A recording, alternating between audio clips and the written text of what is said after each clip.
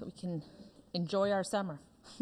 Let's call to order the regular meeting of the David Douglas School Board held tonight on Thursday, June 11th, 2026 at 6:01 p.m. And we will begin with our Native American land acknowledgement. Today we want to begin our meeting and our school year by acknowledging that we gather as David Douglas School District on the traditional land of the Multnomah, Wasco, Cowlitz, Cathlamet, Clackamas, Banza Chinook, Tualatin, Kalapuya, Malala, and many other tribes past and present who made their homes along the Columbia and Willamette rivers, and honoring with gratitude the land itself and the people who have stewarded it throughout the generations. We want to further acknowledge the impact of the forced removal, violence, and attempted erasure of the lives and legacies of Indigenous people, past and present, and to commit to creating an educational environment that honors Indigenous history and contributions and encourages the continual pursuit of better stewardship of the land we inhabit as well. Okay, and then no public comment tonight. All right. Okay, then we have DDA comment. Welcome.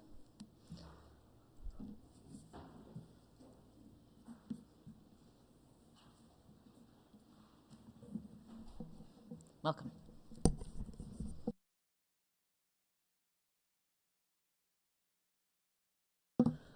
Okay, good evening. My name is Alice Eberharder. I am the David Douglas Education Association president. Thanks for hearing me tonight. Definitely lots of reflection this week on end of the school year, lots of room for celebration and thinking about where things are going, where we've come from, all of that jazz. This was my first year in a 2-year term as president, so I will be back with you in the fall. And definitely have felt the learning curve this year. So I appreciate all of you for kind of bearing with me and giving me feedback when needed, and being responsive to our members when we're able. And I have been thinking a lot as this year kind of closes about the foundations of this work, both my work and our collective work. And I'm going to get a little philosophical with you guys, so I hope you'll forgive me, indulge me. My major was in philosophy way back when. So one of the pieces that I am finding about my job, and I wonder if maybe you are finding in your jobs as well, is that some of the hardest places are when there's a tension between our values and the high expectations we have for ourselves personally and as a district come into tension with the practicalities of what is actually possible, what can we realistically put into place, and trying to thread that needle. For example, one of the DDA pieces that our executive board talks about and we reflect on is democracy. We are a democratic union, a democratic institution, and trying to figure out what does that look like for us? How are we being representative? How are we being led by our members? And then having to balance that with how can we be responsive in the moment, be nimble to the needs of what's going on around us. And sometimes there is tension there. And as leaders, that's something that I think is our responsibility to navigate. I also see examples of that tension when I look around us within the district. For example, academic rigor and student safety. If we have kids who are struggling to be safe in classrooms, how can we also be rigorous at the same time? And is there tension there? Similarly, some between our consistent desire to see the potential and room for growth in every kid and how they can become the best version of themselves can be in tension with where are they right now? What do they need in this moment? Similarly, high expectations versus flexibility. And then, the individual needs versus the needs of the classroom or the school. and when are we flexible and when are we more rigid? Another example would be collaboration with stakeholders. How can we include, and I find this one really similar to the DDA internal example of how much can we include everyone's voices? How do we get all these stakeholders in the room? And the practical limitations of people and time and being responsive to that. And in an ideal world, I think our core values do get implemented. And in real life, trying to figure out when there is that tension, what do we do about it? To me, that's a big part of this work. It can be kind of uncomfortable to acknowledge it, I think sometimes, that we want to be able to say we hold ourselves to this high standard and this is just how it is. It's not always that way, even as much as we want it to be, both individually and collectively. But I do think that acknowledging that tension, being willing to own it and say, like, yes, this is an area where we're struggling, or we didn't implement this the way we would have liked. Being able to acknowledge it and own it and dig into why didn't that happen the way we wanted? Or, I think to me that is where we get growth, when we can see it and really have a conversation about it. And I think this applies to individual educators. I think it applies to collective groups like unions. I think it applies to our administrators and to our district as a whole. And within this tension, I know everyone sometimes asks for grace, and I think that's appropriate. Like, that's real life, right? And if we're going to ask for grace in that tension, we also need to give grace.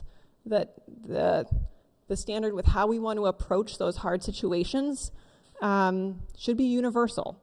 If grace is given in one direction, let's see it both ways. And just like I said, I think that, leaning into what are those tense areas, even when they're uncomfortable, that's where we can grow. And I do think as a union president, but also as a David Douglas employee, continuing to grow as an individual, as a leader, as a speech pathologist, and as a district. To me, that is core to all of us as a district, that the learn, grow, thrive, like that's a piece of it, a big piece of it. And I guess all I'm trying to say is I'm inviting you to lean into that with me. And I appreciate your consideration and your time and going on that bird walk tonight. So, thank you. Thank you.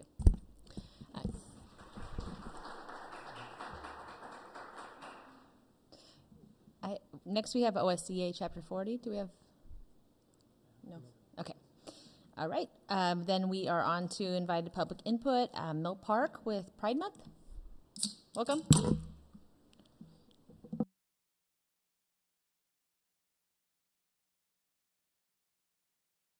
Welcome. Will you turn on the microphone? You could have pushed the button. Thank you. Perfect. Awesome. So we don't have our full equity team here, but our Mill Park team worked on our Pride Month slides together.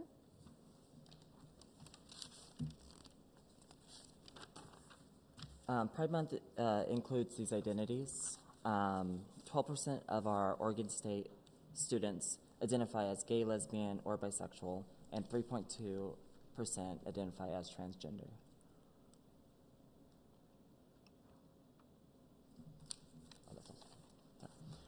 People who identify as LGBTQIA+ have made significant contributions to our society. For example, Kevin Cook, aka Poison Waters, runs Oregon's Camp Casey, an organization that supports kids in this community in a very inclusive way. It's been running for over 23 years.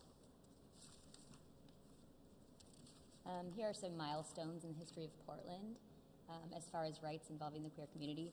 Oregon was the first state to ban conversion therapy in 2015. In 2005, Portland started the Q Center, providing a safe space for the queer community. In 2017, Oregon became the 18th state to legalize same-sex marriage.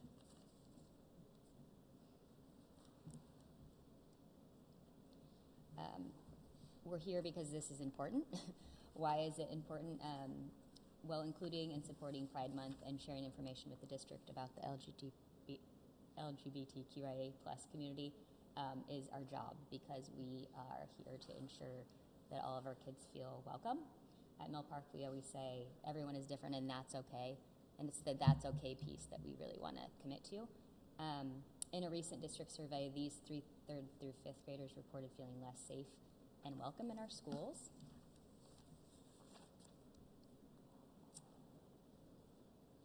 On the left, you can see all responses compared to the students who identify as transgender, non-binary, gender fluid, and gender non-conforming. And I'll highlight one statistic. 80.4% of all served students in the district feel that the school is a welcoming place. However, the LGBTQIA+ students reported at a lower rate of 16.8%. Unfortunately, in several categories, this population is reporting lower positive rates regarding inclusion. I relate to this because I am a gay male, and when I was a student, it would have been nice to have my identity better represented and to feel more included and safe in the district I went to school in. When districts honor Pride Month, it shows that my identity is welcome as well as theirs and included as part of our David Douglas community.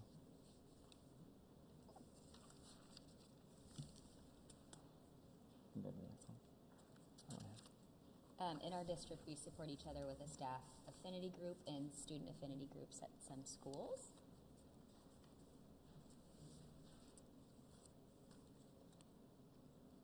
The NEA link, when it does make sense to discuss preferred pronouns in our curriculum, our health curriculum has some opportunities that we provided to teachers.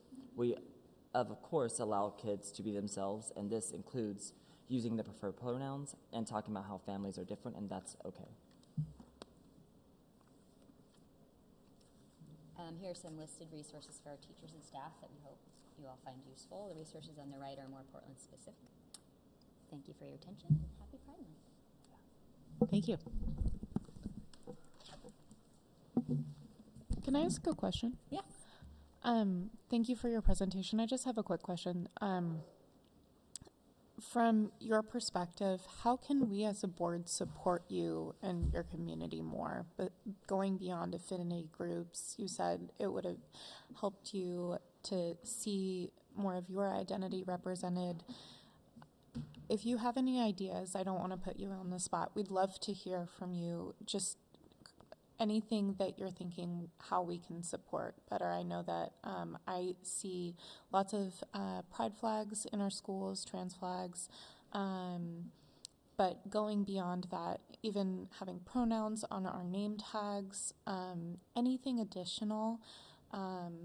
And I work in healthcare, and we have gone through as an organization a similar process of how can we continue to show our support, show ourselves as allies in little ways. And if you do identify best practice in any of your communities, or if your affinity groups come up with any solutions, please share it with the board.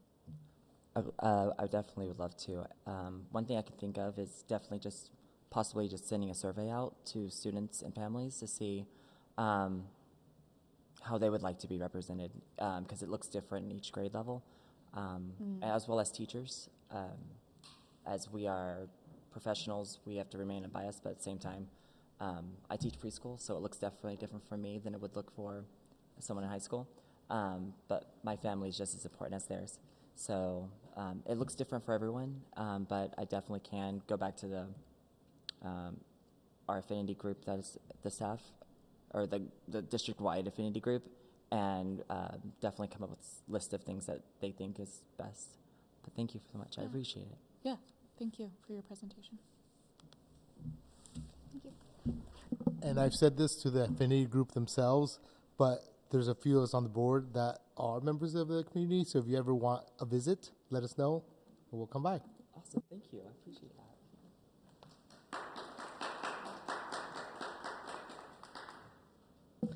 Thank you. Next, we have Ventura Park with Juneteenth. Welcome.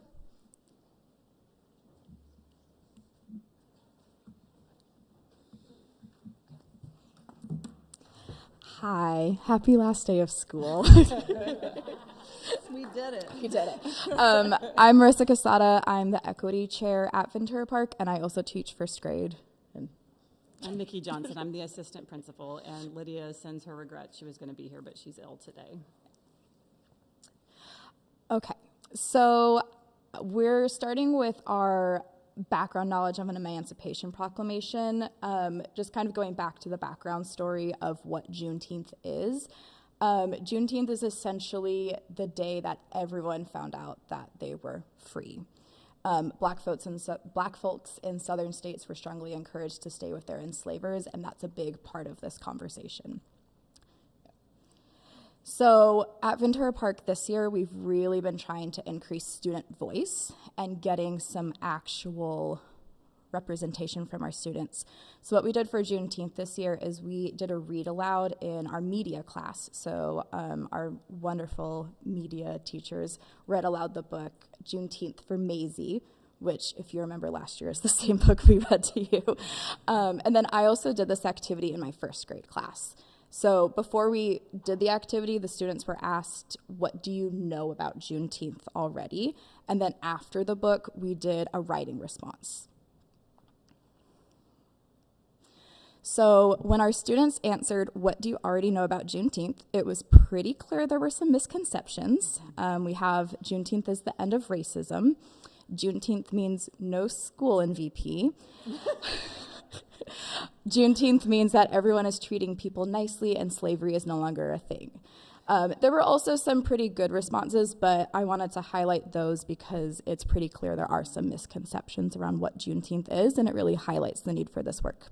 So going into the actual responses, these are from our 3rd through 5th graders. Juneteenth means freedom. Juneteenth means celebrating and unfair laws being removed and slavery ending. Juneteenth means a great celebration. Juneteenth means the world to me and the people around me. It means freedom for our hearts to me. Juneteenth means to never lose hope. It means that we can be safe. I feel like all people should be treated equally. So again, some of these responses are really highlighting the need for our students to be seen in our equity work. These are some of our first grade responses. Juneteenth means that we have to remember what happened. Juneteenth means to remember so it doesn't happen again. Juneteenth means being nice to those with different skin colors. Juneteenth means to celebrate the ending of slavery while also remembering the impact. And then we have some pictures in first grade. Juneteenth means to remember to not treat others with different skin colors rudely. And then the little speech bubbles say, I don't like your skin color. And then the response is, that's rude. And then, yeah, it's kind of similar for the second one. But again, I mean, first graders are, 6 and 7, and they're engaging in this work. So again, really emphasizing that this is work that we can do at any age, and it's really important that we're doing this throughout the whole school. Another question we ask students, how does it feel to see Black history be recognized? How does it feel to see your history or culture be recognized? And some pretty powerful responses. It makes me feel grateful to be a part of my culture. It makes me feel happy when Black History Month is recognized, since that is when they got freedom. I feel proud. I feel good because it's getting recognized, and my cousins, I'm pretty sure that says cousins, don't recognize it. And Nikki's going to talk a little bit about our next steps for Heritage Month. So after seeing the differences in the responses that we got from students, we just really want to make sure that that all of our students are getting equal exposure to this type of education. And so we want to have some of that learning happen in media classes because all of our students are in that class, and then have it reinforced throughout classrooms. So really trying to streamline our process and make sure that our students are getting the same information. And I think that's it. Thank you so much for your time. Thank you so much for bringing all the student voices to us. Really appreciate it. Before these two amazing individuals and leaders, I just have to embarrass them for the fun of it. So today I had the privilege to go over to Ventura Park for both these amazing educators call home. And it was their last day, and they were doing kind of an end-of-year staff meeting. And in those end-of-year staff meetings, you recognize a lot of different things, but one of them service pins or service years, right? So I just want to kind of go out there and thank Marissa for 5 years of service. She got her 5-year service pin. And Mickey, it doesn't look like a day over 10, but I believe we're talking 25 years. In fact, this is your 26 years of service. So both of you, thank you. And I just want the board to know the people that came up and spoke on behalf of them, I can't even attempt to recreate the nice things. So thank you for all you do in your service. Really appreciate it. Thank you. Thank you very much. Okay. All right, now we will share in the reading of proclamations for Pride Month and then Juneteenth. Okay.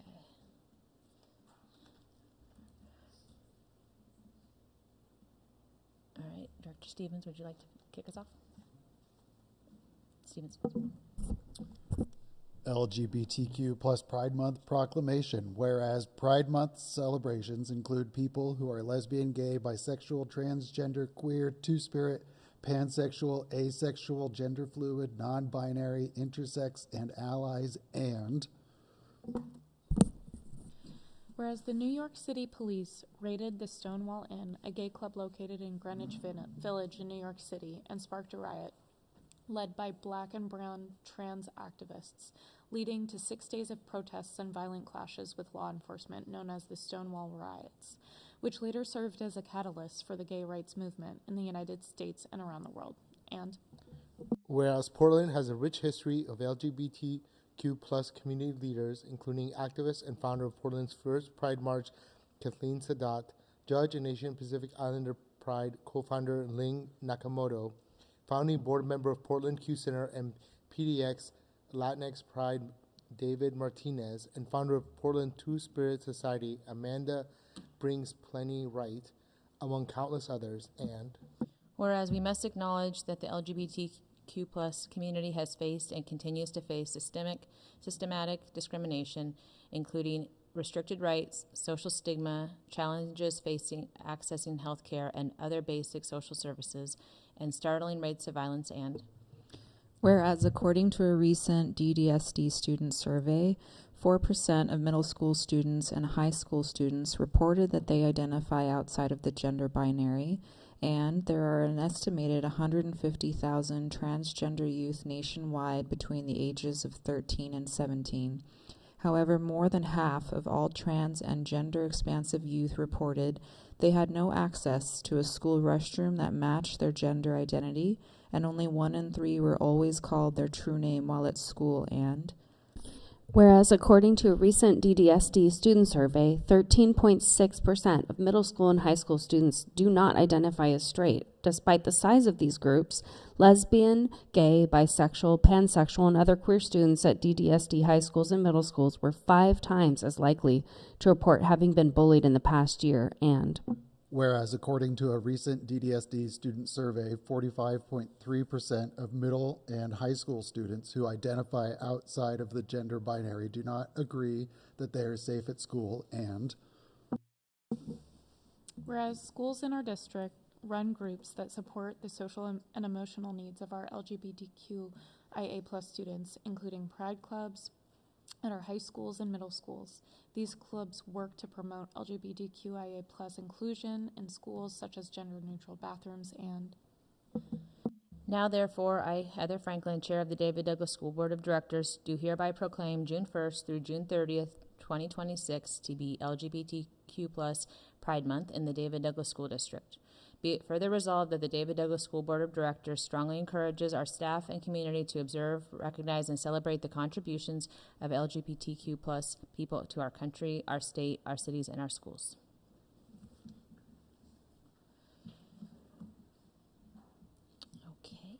now we will read the proclamation for Juneteenth. Sure. David Douglas School District Proclamation proclaiming the celebration of Juneteenth in the month of June.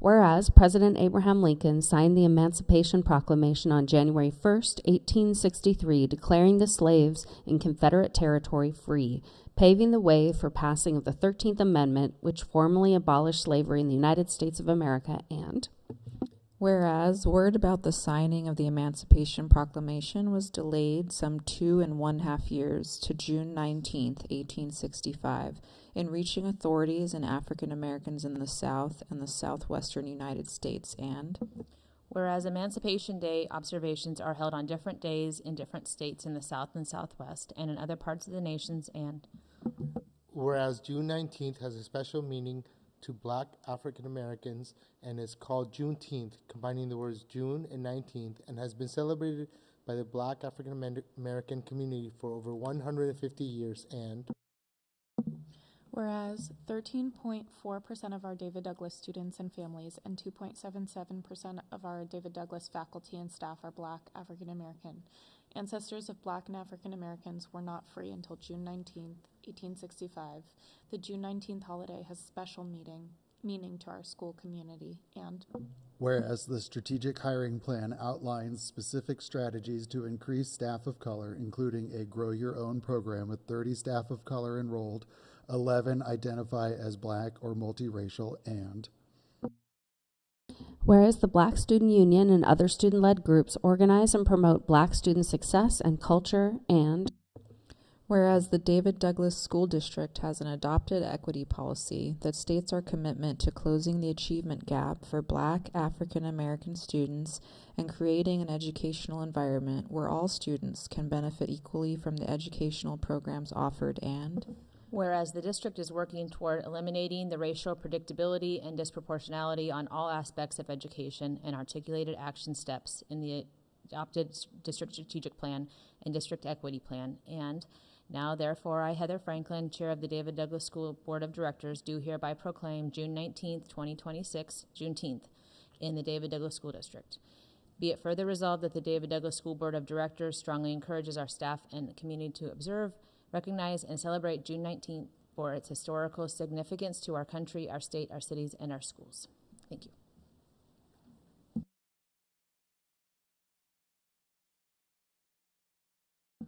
All right, now we would like to welcome David Douglas High School students to share with us about building a more welcoming school. Welcome. You can pull up some chairs.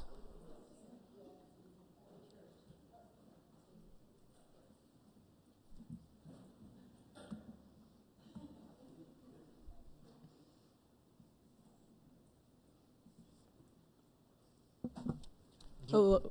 Okay. Hello, my name is Marley. My name is Cedra. My name is Iman. My name is Riham. My name is Mason, and we are a part of the sophomore student council class. I guess I'm speaking to the microphone. Good evening, school board. Today, we're going to talk about an issue vocalized by many staff and students in our school. However, before we start, we wanted to address one thing. Based on the slide before this one, you probably think that this is going to be an extremely unprofessional and unorganized presentation. However, look how much a couple improvements to this slide improve your opinions about our professionalism. All right. Good evening, school board. While we're proud to be Scots, we do not believe that the physical school building accurately represents our character, and neither do other Scots. In this presentation, we're going to share the solution to this issue and the positive impact it would have on our school culture. As a small overview, we will go over why this issue matters, a student and staff perspective, as well as our implementation plan. And to preface, this issue is not a janitorial issue. Rather, it's an issue with our physical school building. Dirty Douglas is a nickname given to our school. This nickname obviously does not reflect our student body, yet all of the surveyed students have heard it before. We propose revitalizing the school's interior through updated wall colors and visual design elements to create a more welcoming, engaging, and aesthetically appealing learning environment that better reflects school pride and student well-being. How are students supposed to believe they're more than just that name when the school they go to doesn't represent them? A student says, quote, "The photos of students definitely helps, but I feel like the colors and overall vibe of our building doesn't represent our culture and values here at Douglas." Our class issued an open-ended survey to all grade levels to accumulate data on how students feel on the current look of our school. Through the survey, we gathered that 75% of students feel as if the look and interior of DDHS is not visually appealing nor represent or align with the community within our school.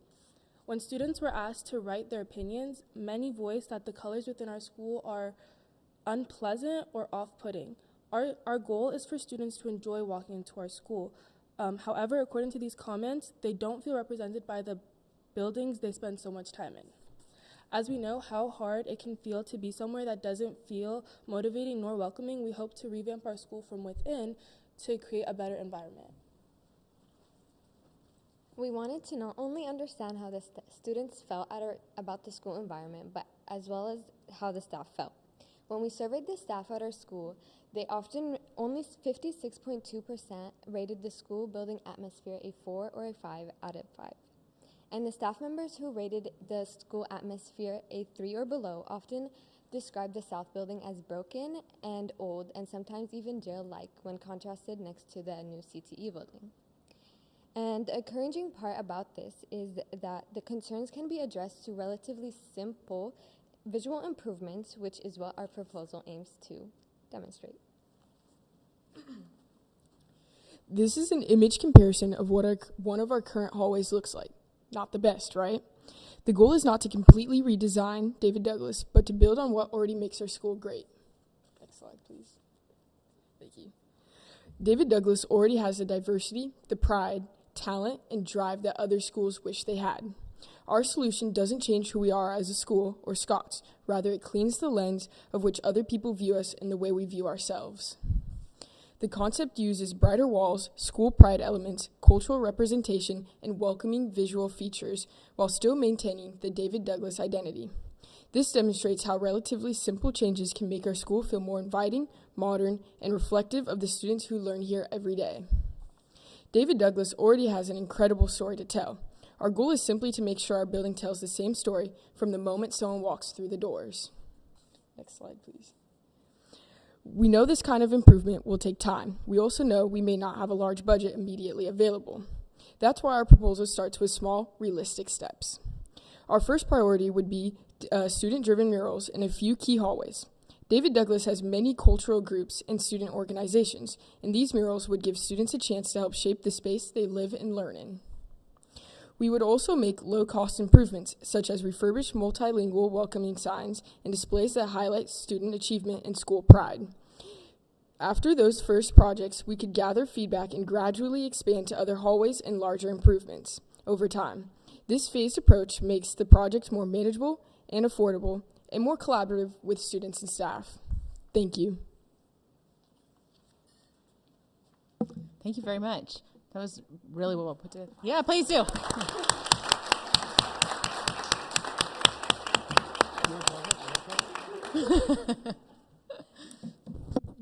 Are you guys up for a couple questions?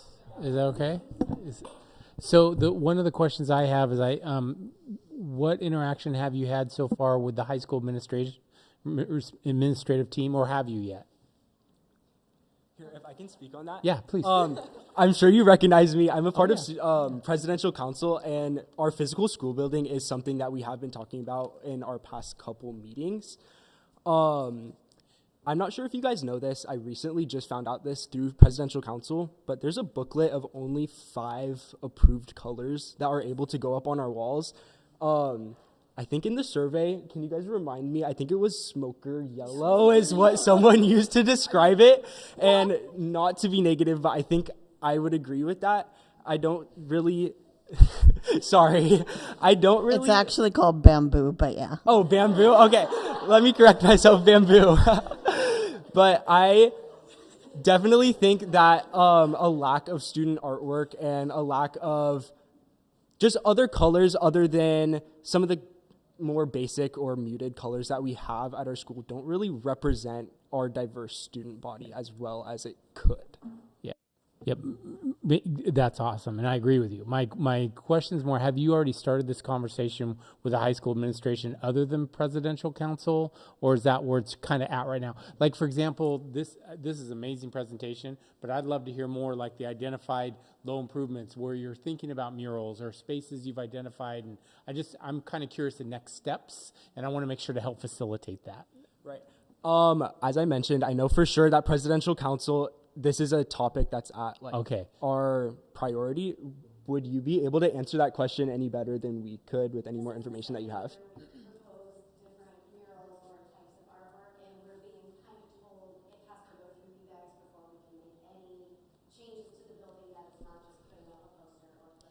I think you're seeing this right now.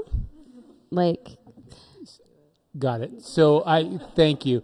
I actually meeting with Principal Busher tomorrow, so I'll have a follow up. So and that answers a lot too. If you were thinking it's going through the presidential council and that process, which is great, I just wanted to make sure I understood which track. But I'll talk to Principal Busher tomorrow specifically about the first two. Again, you're absolutely right, and I commend you for understanding that if we were to say let's paint the whole building, we honestly don't have the budget, right? But how do we plan long term and what do we do short term is what I'm hearing in your proposal, which I think is amazing. So thank you all for your creativity and your understanding and your real solutions. Yeah. couple things. One, you should check out Metro's colors because Metro recycles paint and there are certain colors they make. And so I think they donate them to nonprofits, and I don't know about school districts, but we've done that before. So as you're thinking about murals, think also about almost free or free materials, which is great. I'm wondering, because we used a lot of similar colors, like color schemes in our new building, right? In our, do you have the same feeling when you walk in that building, or is it just sort of the smoker yellow and the Dirty Douglas 1960s bomb shelter thing? I would say, like, after we took the survey from students and staff, we definitely got more positive feedback from the new CTE building, but it's also kind of hard because the CTE building, you're only going in it if you have a CTE class. You're not allowed, like, before, after, or during lunch. So some people don't get the chance to see that. So it's kind of hard in that case.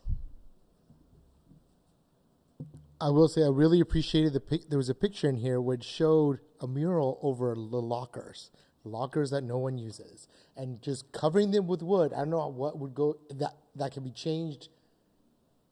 I don't know what that would entail, but that seems like easy fixes to me, especially if we can get donated paints and things like that. So yeah, I appreciate the level of work you've done. I've been seeing it because I go to all the presidential councils.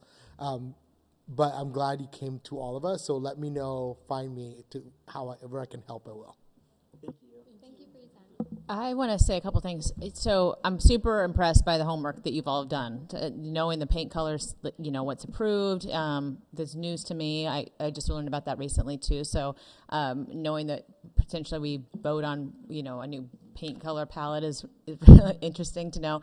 Also really happy that you're sophomores because that means you got time to get a lot done and you're clearly motivated and have a nice vision of what you can get accomplished in the next couple of years. So super proud of you for that too. And yeah, I mean, it just, you're bringing a lot of value add to your school, which you should be very proud of too. So I think we're all very excited to support you in whatever way we can. So keep moving with it. And yeah, whatever you need from us, I think I'm happy to help you out. And second, what Stephanie says about the Metro paint, I don't know the logistics of that, but I do know that if you go through Habitat for Humanity and you probably know this because I'm sure you guys have done your homework on all of this. So I don't want to talk too much, but anyway, thank you so much and nice work.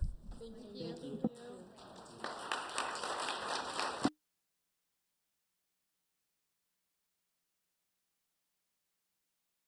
Super great. Thank you. All right. Next, we'd like to welcome about the inaugural Highlander Cup. Do we have? I know we're a little ahead of schedule. Welcome.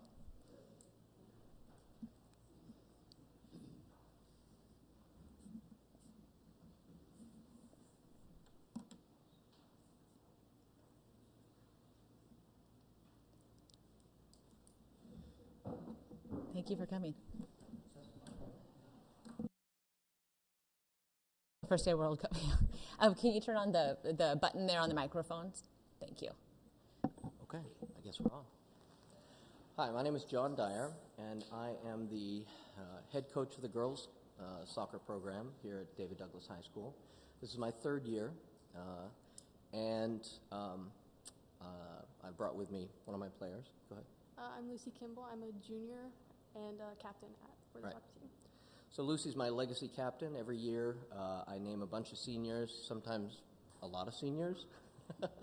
But then I always name one junior for continuity to carry over to the next year, and so Lucy is the incoming captain for the squad. She was also one of the volunteers at this tournament. So the Highlander Cup, I brought the trophy with us.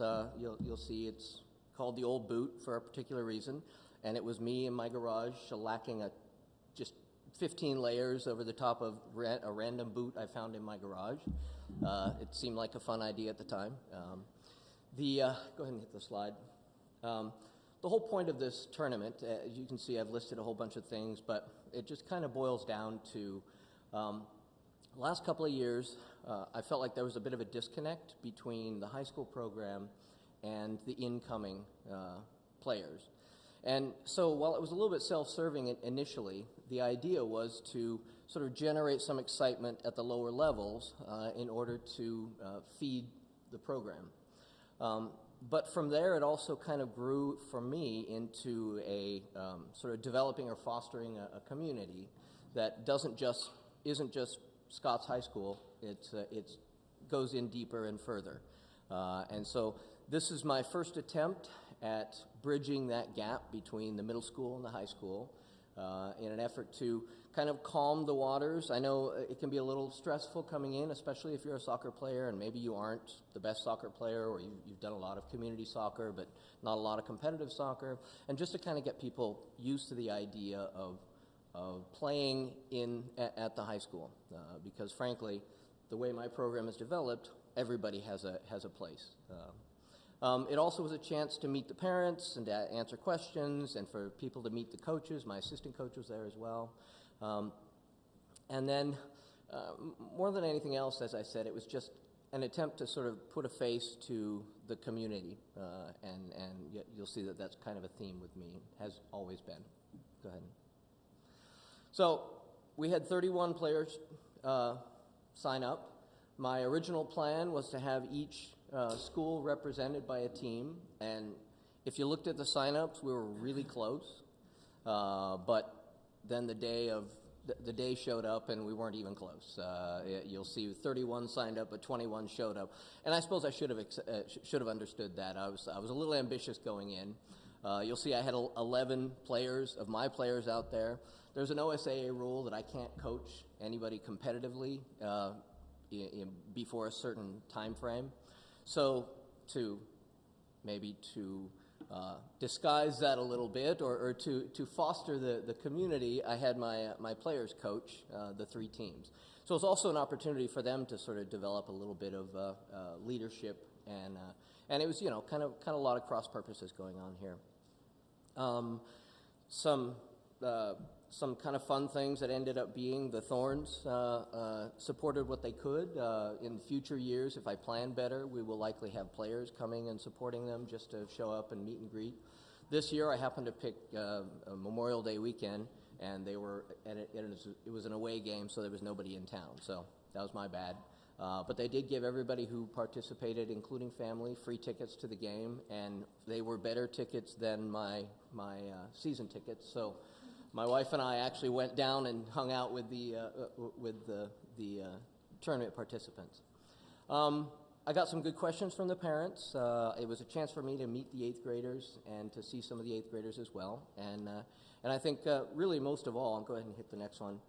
This was the sum total of the entire tournament in one slide. It was just a lot of soccer. We literally had them out there running for 2 hours. It was 3 teams. I had to change the format on the fly because we didn't have enough, but it didn't matter. The whole point was just to get them out there kicking a ball, and we had plenty of soccer. Of the 2 hours they had the field for, actually it was more like 3-4 hours. We were playing almost the majority of the time. So they were tired, everybody had a good time.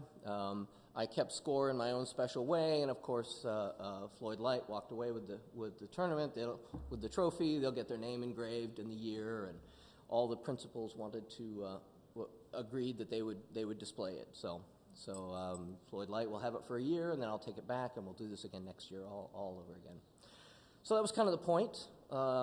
It was a brainchild that kind of grew, and I'm hoping that it will continue to grow, and I'm going to look for more involvement in the community to bolster the highlight of it, but also to see if I can generate some more energy. Had a bunch of 6th graders out there, which means I've got two more rounds with some of these players before they even join our program here. So I'm very excited about this.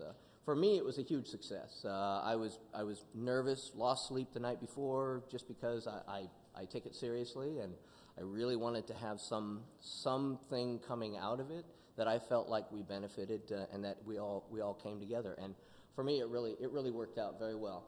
Now I'm going to pass it over to Lucy, and we'll see. We have not rehearsed this, so I'm not quite sure what she's going to say. But she was one of my coaches, and as a captain, I also used her as kind of a sounding board for some of the wild ideas that I had in generating this. So, Lucy. My experience with the camp was it was an opportunity for me to meet the incoming 8th graders and to see who it would be and kind of convince them to join, because some people were on the fence on if I don't know if I want to play yet. I kind of want to play, but it seems like it would be hard or difficult. It was an opportunity for me to connect with them and tell them that it's honestly a great place to be. It helps you be more involved in your school, which is really important, because then it makes high school a whole lot better if you're more involved. And I remember my 8th grade year, we didn't have anything really like this. We had some open fields, but not everyone would be there, and it was hard to transition into high school with not knowing anyone really. But I think with the tournament, I think it would be a whole lot easier for all the 8th graders to join in and connect with their future teammates and just make it easier in general. Excellent. Thank you. So that was effectively what it was. It was a one-day. Took me about 2 months with a lot of support from Stacy Heath, and so now that she's AD, I'm expecting complete buy-off again as we do this, and I'm looking forward to building on this. To say that it was a success means somehow we were done, but we're not. We're really only beginning. So, all right. Thank you so much. Does anyone have any? I know. I just want to thank you for doing that again. I've got a 6th grade girl, and I've been coaching her the last few years in various sports, and it's been crushing to see the girls sloughing off in sports as they get older. And so it's become, to me personally, important to do whatever we can, especially as appearing to be men, of just what can we do to help foster girls and women in sports, because it shouldn't just be men's sports.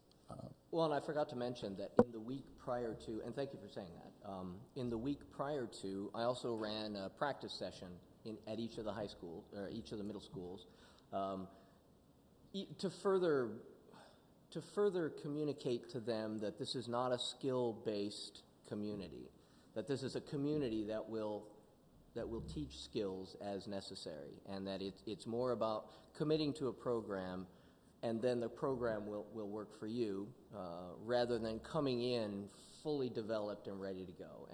And I know that there are that there's a big gap between girls, especially that are coming out of David Douglas Soccer Club, which is a community soccer club and not a competitive soccer club, that they're just oftentimes they're overwhelmed. And in the last couple of years, I know that there have been more girls out there that have come in to the high school but are just too scared to try out, because they have this concept that it's going to be just too much for them. And so everything is just about trying to be more inclusive and trying to raise the awareness that this is first a fun, second fundamental, and third competitive program. Now, don't get me wrong, our varsity program is strong, but it starts with this fun and fundamentals at the beginning. So, thank you for commenting. We're going to hear a little bit later about our Grow Your Own program, but thank you for creating one for girls soccer. It's really awesome, and I'm looking forward to the years ahead. Thank you. I just also want to say thank you, and I want to ask you, what position do you play? Oh, I play midfield and kind of forward sometimes. Okay, great. And what are you looking forward to next year for soccer? Going to playoffs again. All right, there you go. Very cool. Yeah, you guys had a great season. Good job. I just want to echo the thank you, but also the work you've done hopefully can extend to other programs, because the transition from middle school to high school is difficult. And I'm sure there are other programs, band, there's so many places where something similar to this could be great for those students. So I appreciate that you've taken all this work on, because someone else can come and see that and hopefully be inspired to do it for other sports. That would be great. I don't recommend this. I also didn't wear a mask. I should have done a whole lot of things that I didn't do, and was high for half a day or something. So, yeah. Cool. Well, thank you. Yeah, I just want to say the same. That thank you for making the bridge to middle school. I know, and Lucy, thank you for speaking to that. It is a lot to come into high school, right? You know, to come from your middle school and to the strong sports programs here. That continuity really helps kids feel, welcome. So thank you for stepping up for your younger peers too, and congratulations on your captain. I don't know, is it captainship you call it, or captainhood? Anyway, congratulations. I like it. Cool. Thank you so much. All right. Thank you. All right, at this time I am declaring a recess so that Pat can conduct a public hearing on the 2026-27 budget.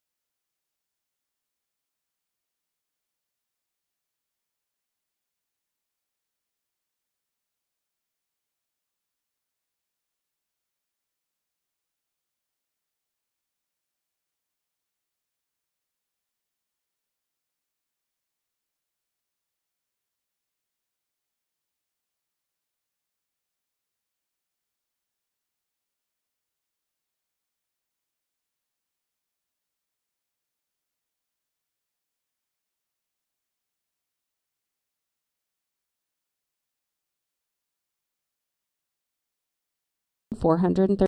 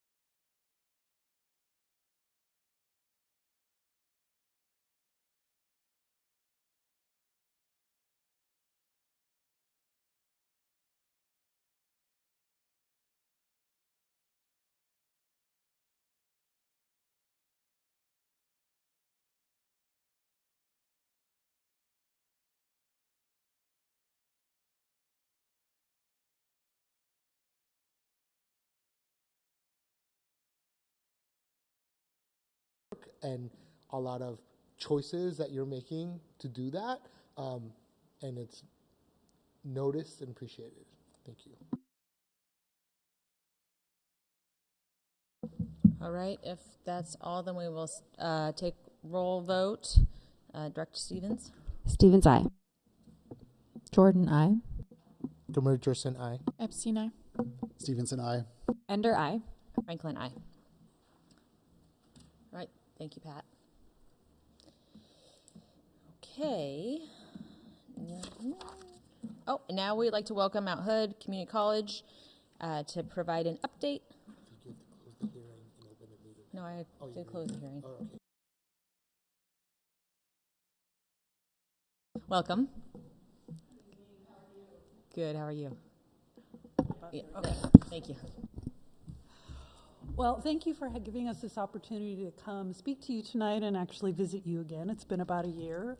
For those of you who don't know me, I'm Lisa Scari, president of Mount Hood, and I'm joined tonight by one of my board members. Hi, good evening. Timur Ender.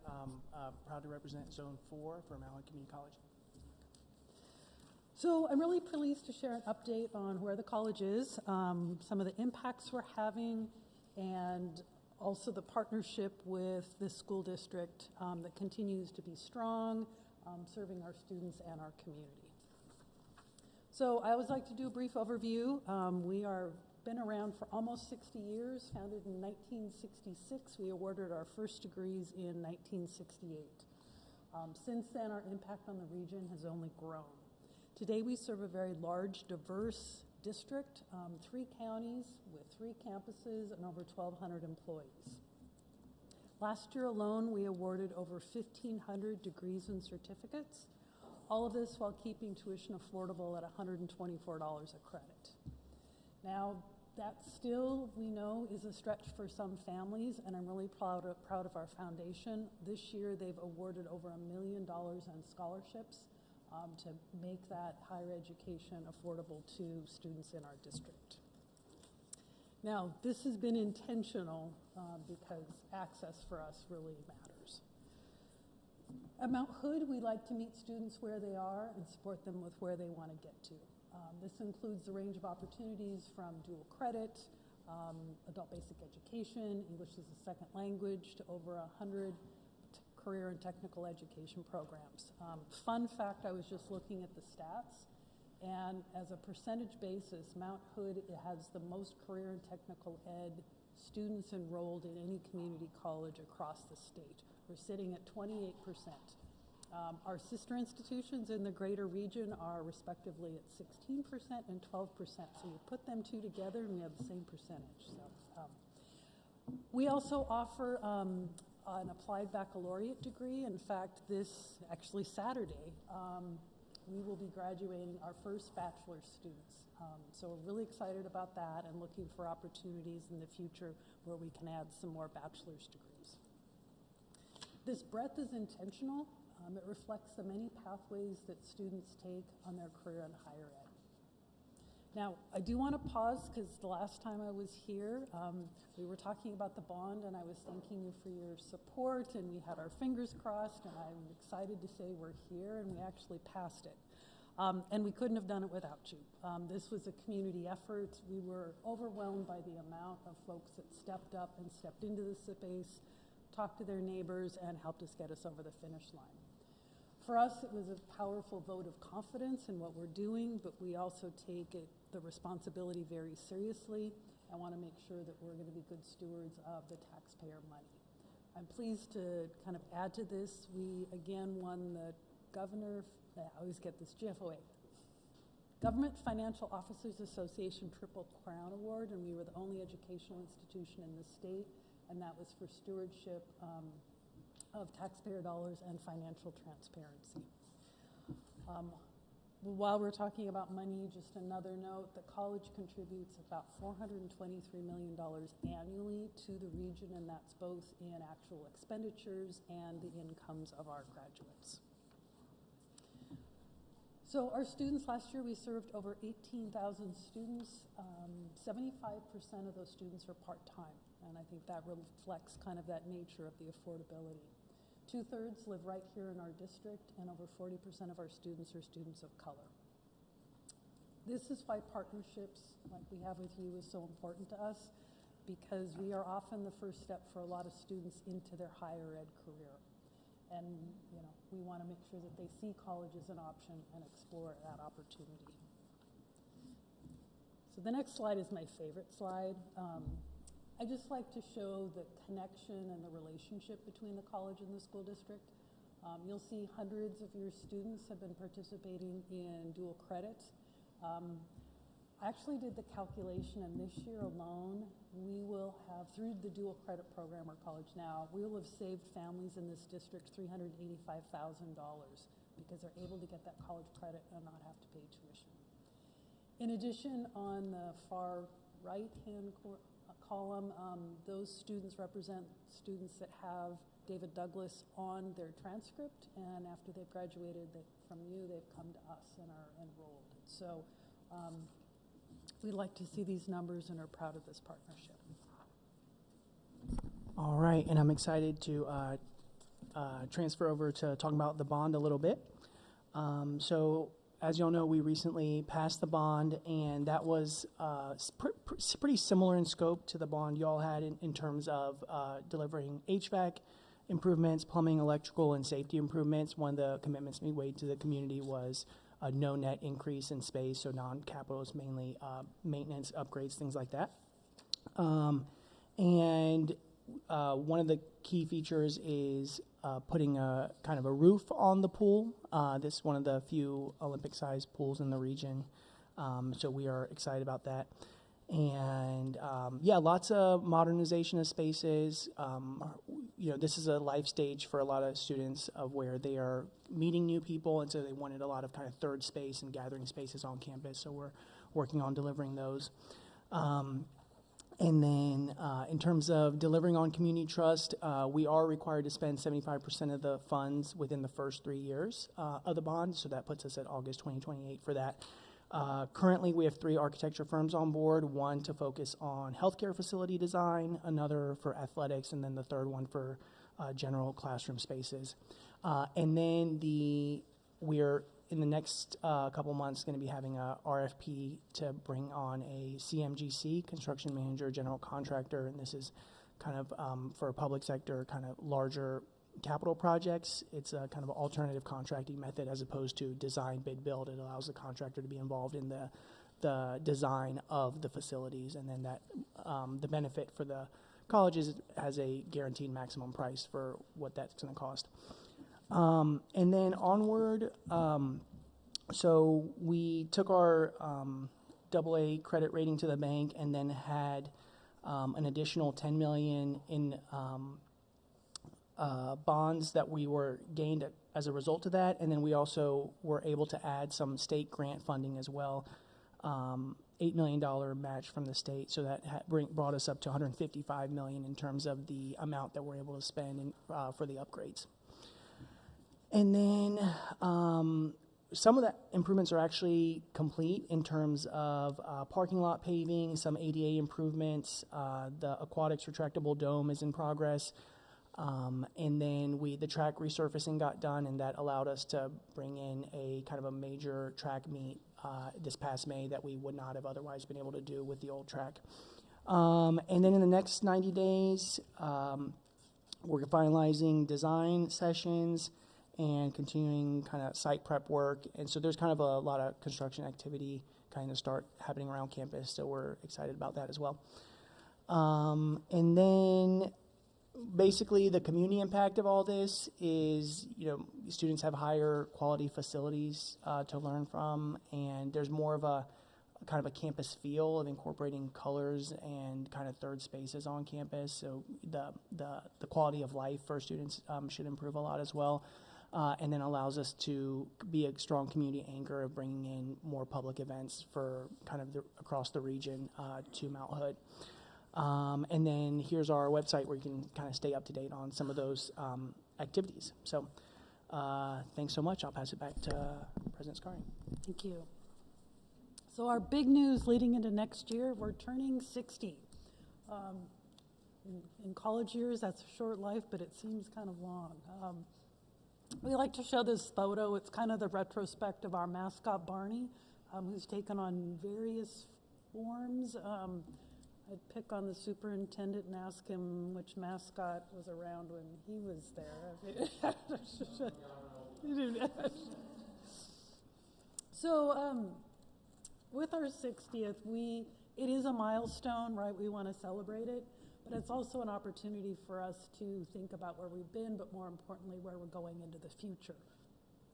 And so it's an opportunity where we want to highlight some of the successes, talk about the partnerships, where we've come, but also really where we're going. This does align nicely because we'll be entering into a strategic planning process, so we look at the next year as being kind of that environmental scan, collecting data that we can use to inform where we're going. Excuse me. It's going to be a long celebration. We're going to start it in the fall when classes start in September, and we'll celebrate throughout the year and end it with commencement and graduation in June. And we really want to highlight the visible pathways for students from high school to college or career or some variation of that, because we know our students have lots of options. Somewhere in there, there's probably some form of higher ed in that, and we want to figure out how we can make that clear to them and make that transition easy.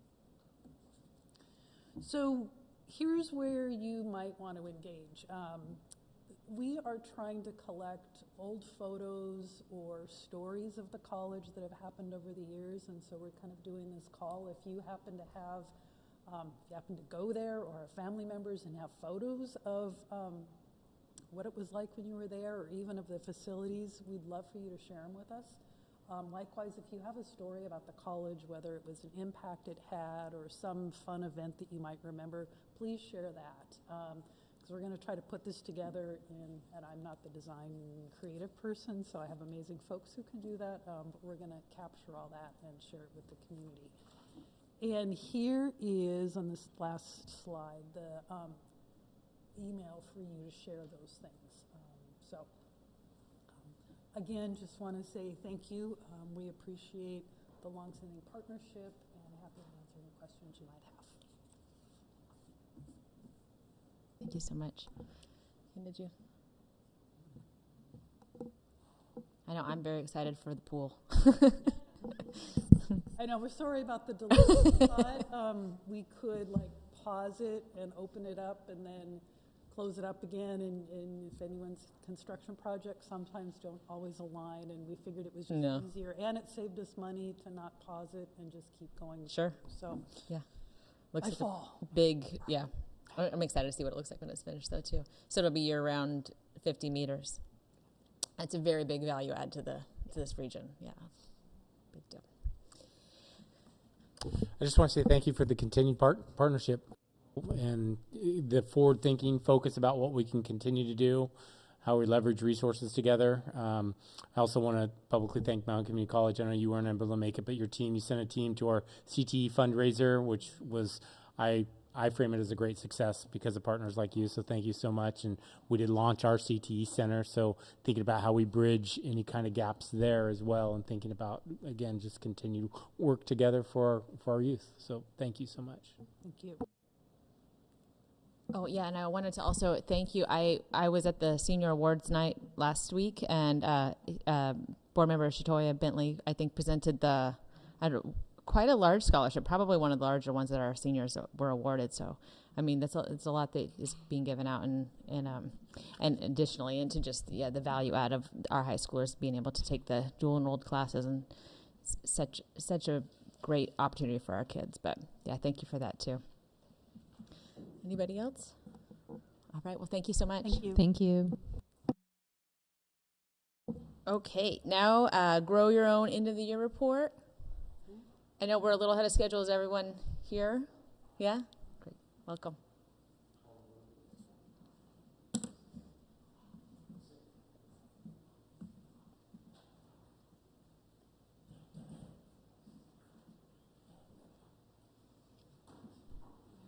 I bet you were popular today.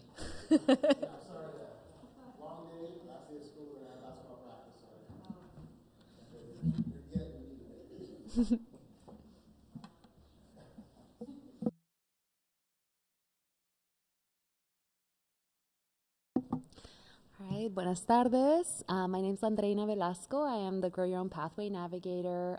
This is our 2025-2026 David Douglas Grow Your Own Program Report in loving memory of Ms. Tape Spears Hardy, Assistant Superintendent of DI and GYO Champion.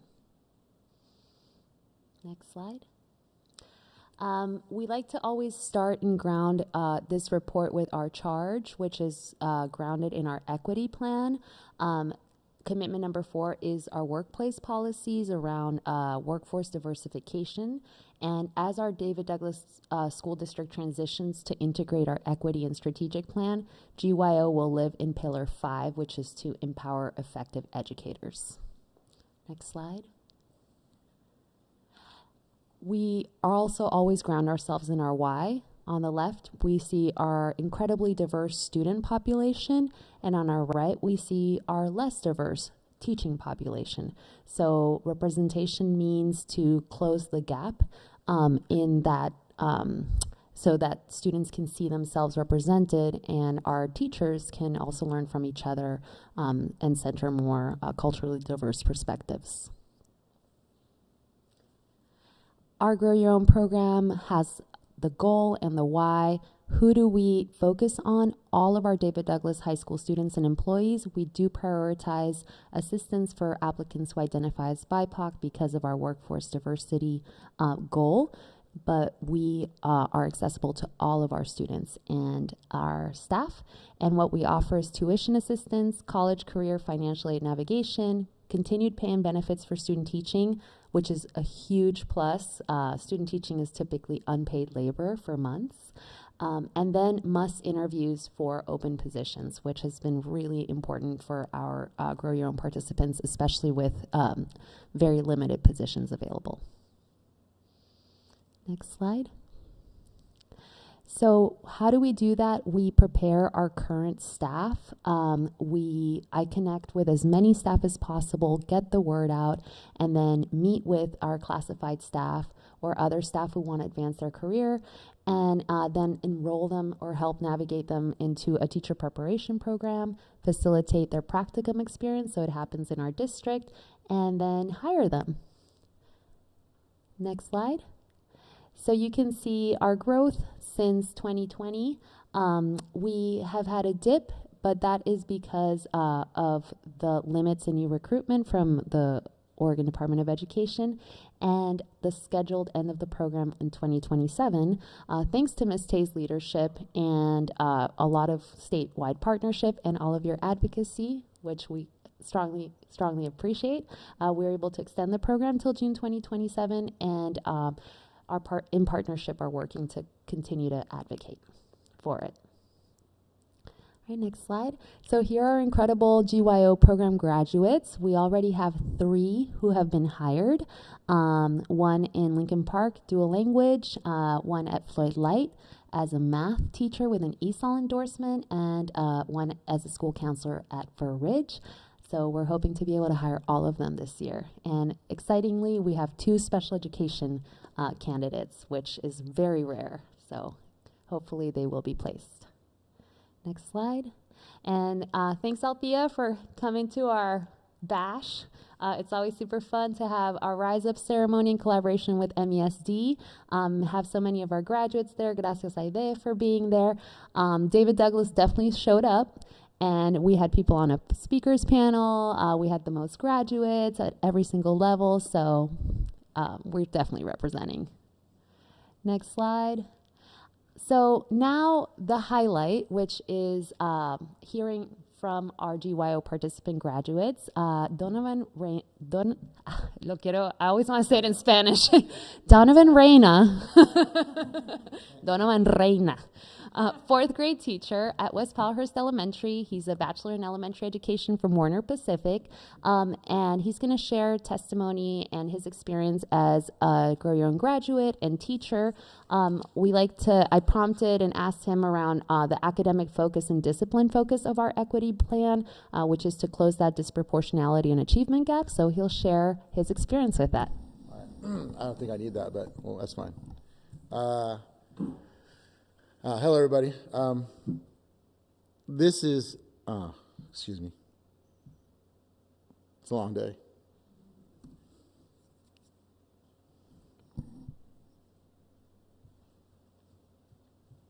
Okay, so, sorry, it's a long day. I'm Donovan, and I'm honored to speak with you guys today as a Grow Your Own educator, middle school sports coach, and now a proud DDSD fourth grade teacher.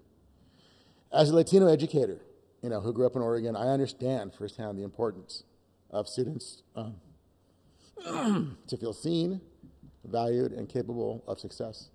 My lived experiences have shaped the way I teach, and I'm sorry, I'm thinking about Tay, so give me a second.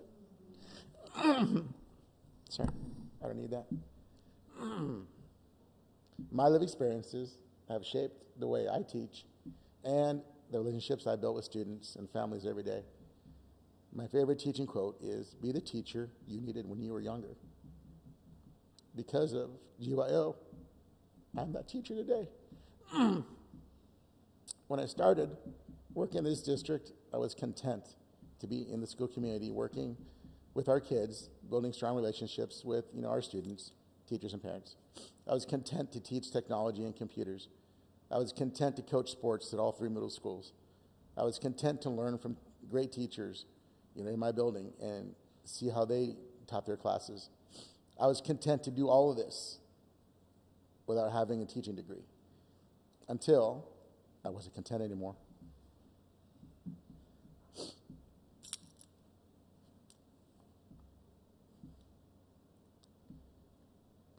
Because of Susan, Tay, Andrea, and my other mentors, and the Grow Your Own program, I am no longer content. I'm happy, I'm dedicated, and I am now more determined.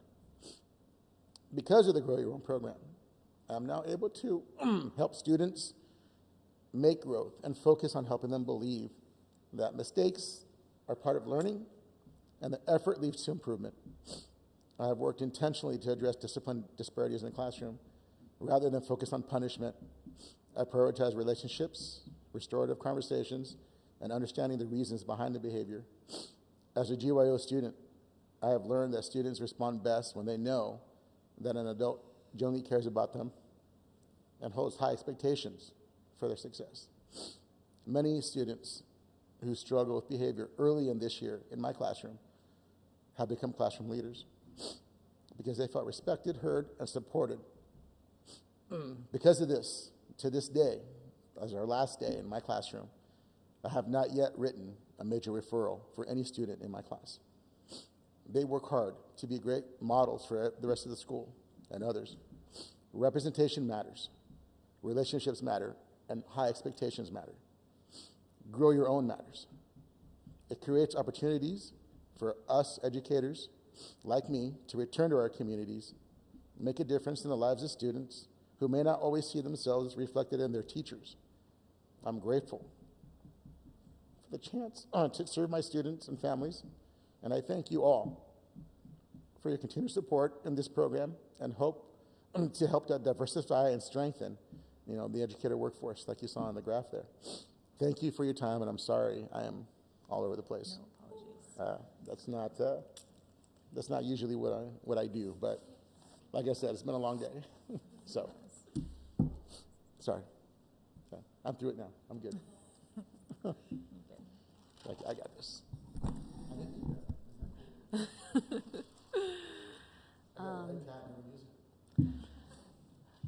Thank you, Donovan. Thank you. Do not apologize. Next slide, please. Now we will talk about how Grow Your Own prepares our future. And I'm so excited to have my colleague Michelle Wood here, who is really the heart and soul of our high school Grow Your Own program. Michelle is the teacher, the CTE teacher of our K-12 education class.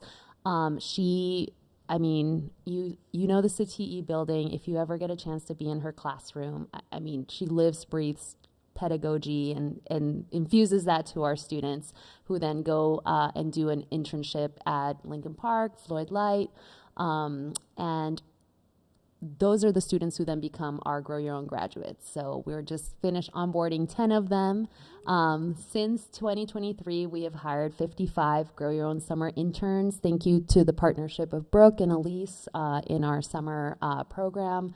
And then hopefully we encourage them to become David Douglas permanent employees. At this point, 8 of our high school graduates have now become permanent employees, and 6 of them are part of our pathway. Some of them are just graduating tomorrow from PCC and moving into their teacher preparation programs. So we're so excited for that. So now I'll ask Michelle to share. Next slide, please. Oh, actually, a few statistics. Were there 12 graduating seniors? Or yeah, 12 graduating seniors completed Ed 200, and that did include the dual, it's all connected, the dual credit from Mount Hood. 22 doubling. Are rising seniors who will be enrolled in K-12 education. We hired 10 of our graduates as GYO summer interns. 4 out of 10 of them are multilingual. 8 out of 10 identify as BIPOC. Next slide. So Michelle will talk about her experience. I'm also going to pass out The Highlander. Great read if you haven't read it yet. It's our high school senior edition. And one of the K-12 students, Ruby Wilson, wrote about her experience in Michelle's class. So I'll pass that out too. Hi, everyone. I know a lot of you and don't know some of you. Michelle Wood. I've spent all 23 years of my career here at David Douglas High School. And early on in my career, I was an English teacher and did a research paper with my juniors every year about careers and about the future and topics that were interesting to them. And so many of them were thinking about their futures and wanting to come back to David Douglas as teachers. So early on, I recognized that there was a potential pipeline. And Tim Bailey was an English teacher at the time, teaching one section of Teach for Tomorrow, which was related to our Sim and Cam career pathway programs back then. Yes, I'm old. Blast from the past. And I thought that would be my dream, would be to teach for tomorrow. And I asked him a lot of questions about it at the time. And so over the years, my current position is full-time TOSA. I'm school improvement coordinator now. But I have maintained that one class period of CTE education. And it was really important to me to be able to have this opportunity for our current seniors to be able to experience our district classrooms. They remember their own experiences in classrooms, but going back as an intern and a teacher intern and seeing what it's like to be an educator in an elementary school or middle school. And we don't think it's very far removed necessarily, but they are like, oh, it was so long ago. They love experiencing going back in. We do a tour early in the fall to see and kind of remember what it's like to be in those spaces. And so I've been teaching this class for 4 years. One of my first students was Dora, ASB president, who sat here, which many of you remember her from 2022-23. And she's returned year after year to help support this program. She's an incredible human. And so over the years, we have developed the program. We've been in West Powellhurst, Lincoln Park, Cherry Park, Ventura Park, Alisat, and Floyd Light. And I might be forgetting one, but and we've really streamlined the program, developed the curriculum with Mount Hood Community College, who just spoke. And so they're getting dual credit college education, college credit, 3 college credits for Ed 200 first semester, and then second semester they move into their internship, and they go out and back on a bus in 6th period. And so they're back by lunchtime. So many of our students decide to take early release courses, like early release credit, and then stay at the schools and help with lunch recess and activities after school. One of our students started a newspaper club at Lincoln Park. So there's so many different opportunities and connections that they make in the schools, which is just so incredibly rewarding, and I'm honored to be able to be part of this program at all. So Anjali Evers is a 2026 David Douglas graduate, and she will be a summer intern this summer with our 9th grade counts program. I'll be helping oversee 3 current graduates from this year, working with our incoming 9th graders. And as a senior, she did her internship at Floyd Light in Malik White's 6th grade social studies classroom. She plans to attend Western Washington University to major in education and social studies, and will hopefully come back as a middle school David Douglas teacher. And she has a little bit of a testimony to share that she had a family graduation tonight, as so many of our seniors do, with other family members graduating in this season. So I'd just like to read a few of her words, if that's okay. She said, I decided to take the K-12 education class because I have goals of becoming an educator and wanted to see if it was a career I could see myself pursuing. I was really interested in having the opportunity to have hands-on experience working in a classroom, as well as being able to observe a mentor that would provide me with feedback. From my internship, I gained a better understanding of the routines and structures of a classroom. By observing my mentor, I learned strategies for student management and ways in which an educator can make students feel supported. Helping students with assignments and facilitating small groups allowed me to form relationships with students as well as build my confidence working in a classroom. Overall, this experience has made it a very easy decision to pursue education. And in these times, that is a huge testimony. And middle school, yes. And helped me discover my passion for teaching. The K-12 class and the internship has reassured me that pursuing a career in education is the right path for me, and is one of the main reasons why I will be majoring in education at Western Washington University. And so just so many of our students come back and share these stories, and I feel like I'm also the teacher candidate placement coordinator for our university partnerships locally. And, you know, speaking with Portland State University and other schools, University of Portland, George Fox, Western Oregon, they just don't have a lot of enrollment in the education programming right now. And we have had fewer and fewer and fewer requests for teacher candidate placements. And so when I speak with them and ask them kind of what they see and what the trajectory might be for educators coming into this profession, they're worried. And so I feel that's why I'm so excited to have recruited almost double the students for next year for this, because even in these times when education feels really challenging, we have students that want to be here and want to be educators here. They see the value in it. They love our district. And I just think that that is so inspiring, and I'm honored to be a part of it. So thank you. Gracias, Michelle. Last slide. Always love to close out with this great quote from Malcolm X. Education is an important element in the struggle for human rights. It's the means to help our children and thereby increase self-respect. Education is our passport to the future, for tomorrow belongs to the people who prepare for it today. So, gracias, as always, for supporting us. And if you have any questions, please share.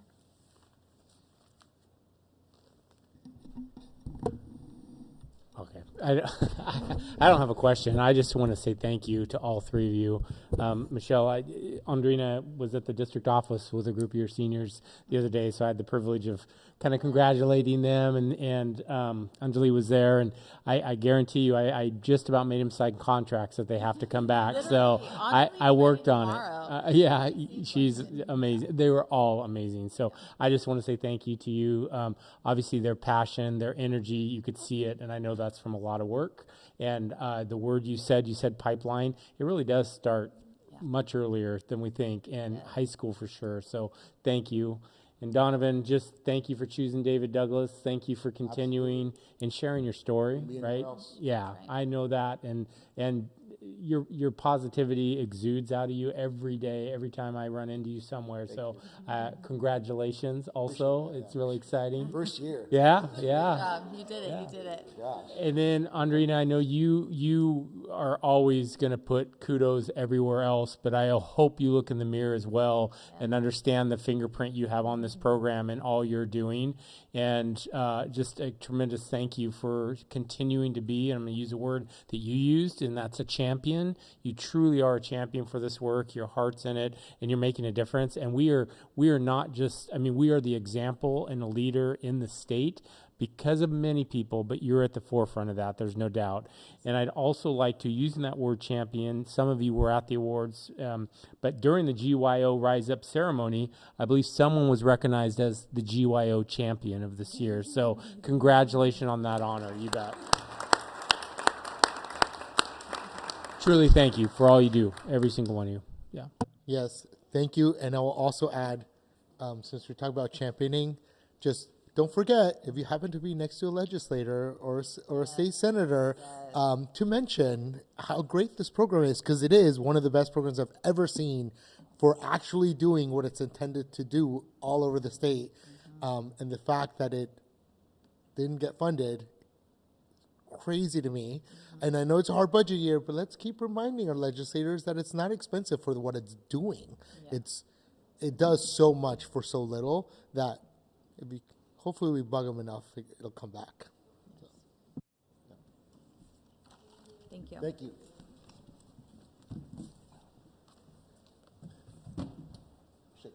Next week. All right, Brooke and team. Data reports. Okay, Yay. as this team is coming up, I want to take a moment to recognize them because as school is winding down and it's a lot of people's last day today or tomorrow, it's definitely not theirs. Their work is gearing up. They are all here next week leading professional learning for teachers and doing work. And so we were all saying today, it doesn't feel like the last day of school. They're all frantically working today. So I just really want to thank them for everything you guys are doing. And I really want to give a shout out to Rochelle. This is her last board meeting with you. And I'll let her tell you her adventures, and she'll get to share who will be taking her place next year. But we're excited to bring to you Student Achievement Report in Literacy and Math for K-8 for how we've done this year. Next year, this will be a requirement as part of Senate Bill 141 that we do need to visit and show you achievement 3 times a year. I feel like we're already ahead of the curve because we're already doing that. So again, thank you, and thank you for allowing us to be here. And I'm going to let them introduce themselves and take it away. Next slide, please. Hi, I'm Julia Traylor, and I'm an early literacy coach. And I'm Ashley East. I am also an early literacy coach. And Rochelle Zimmerman, math across the district. Next slide, please. We will start by sharing about K-5 reading achievement. Our Acadience Benchmark Reading Assessment is a brief assessment used to measure foundational skills needed for students to read successfully at grade level. Strong performance in these early skills is critical for becoming a proficient reader. Students complete a quick 5 to 7 minute one-on-one assessment 3 times per year, and teachers use the results to adjust instruction to meet student needs. On the slide, you can see some of the critical measures that are given depending on a student's grade level, including phonemic awareness, nonsense word fluency, oral reading fluency, and retell. Next slide, please. This slide shows each grade level's growth from the beginning of the year to the end of the year using Acadience's overall composite score, which combines the foundational reading skills we just discussed depending on the grade level. Overall, we saw growth across most grade levels. A notable bright spot is kindergarten, where students demonstrated substantial growth, increasing from 32% at or above benchmark to 62% at the end of the year. Strong early literacy development and the impact of focused foundational skills instruction. 2 areas we are continuing to monitor are 2nd and 3rd grade, where we had stagnant achievement. This highlights an opportunity for us to examine instructional supports and interventions to help accelerate student progress. Next slide, please. While our data shows stronger achievement across most grade levels from the beginning to the end of the year, a closer look reveals a concern for our students who are well below benchmark. These students need to make ambitious growth in order to close achievement gaps and reach benchmark expectations. Ideally, all students would demonstrate typical above or well above growth. At the end of the year, 31% of our K-5 students remained well below benchmark. Of those students, only 38% demonstrated typical, above, or well above growth, meaning 62% did not make the level of progress needed to accelerate toward benchmark. This highlights the need for continued focus on ensuring our most at-risk students receive the support necessary to make meaningful gains. To address this area of concern, we have begun streamlining our multi-tiered system of supports by strengthening alignment between core classroom reading instruction and reading intervention services. This work ensures that students receive targeted instruction that matches their specific skill needs while providing increased opportunities for practice and repetition. By using consistent instructional routines, language, and cueing systems across settings, we can create a more cohesive learning experience that supports accelerated student growth. Next slide, please. Okay, next we do have a very exciting data celebration. So one school that made a significant effort to align foundational skills instruction between core instruction and reading intervention is Gilbert Park. Their team placed a strong focus on kindergarten, intentionally increasing daily opportunities for students to practice foundational skills across both classroom and intervention settings. As the data on this slide shows, that focused work had a very meaningful impact. Gilbert Park's kindergarten students increased from 36% meeting or exceeding the benchmark at the beginning of the year to 87% at the end of the year. This means that only 7 out of their 55 kindergartners are below benchmark heading into first grade. Yeah. Next slide, please. Next, this slide highlights our end-of-year historical data from 2021 until present for overall reading benchmark scores for grades K through 5. We are encouraged to see that the upward trend observed from our middle-of-the-year data that we shared in the winter has continued, with every grade level demonstrating an increase in the percentage of students meeting or exceeding the end-of-year benchmark each year. Next slide, please.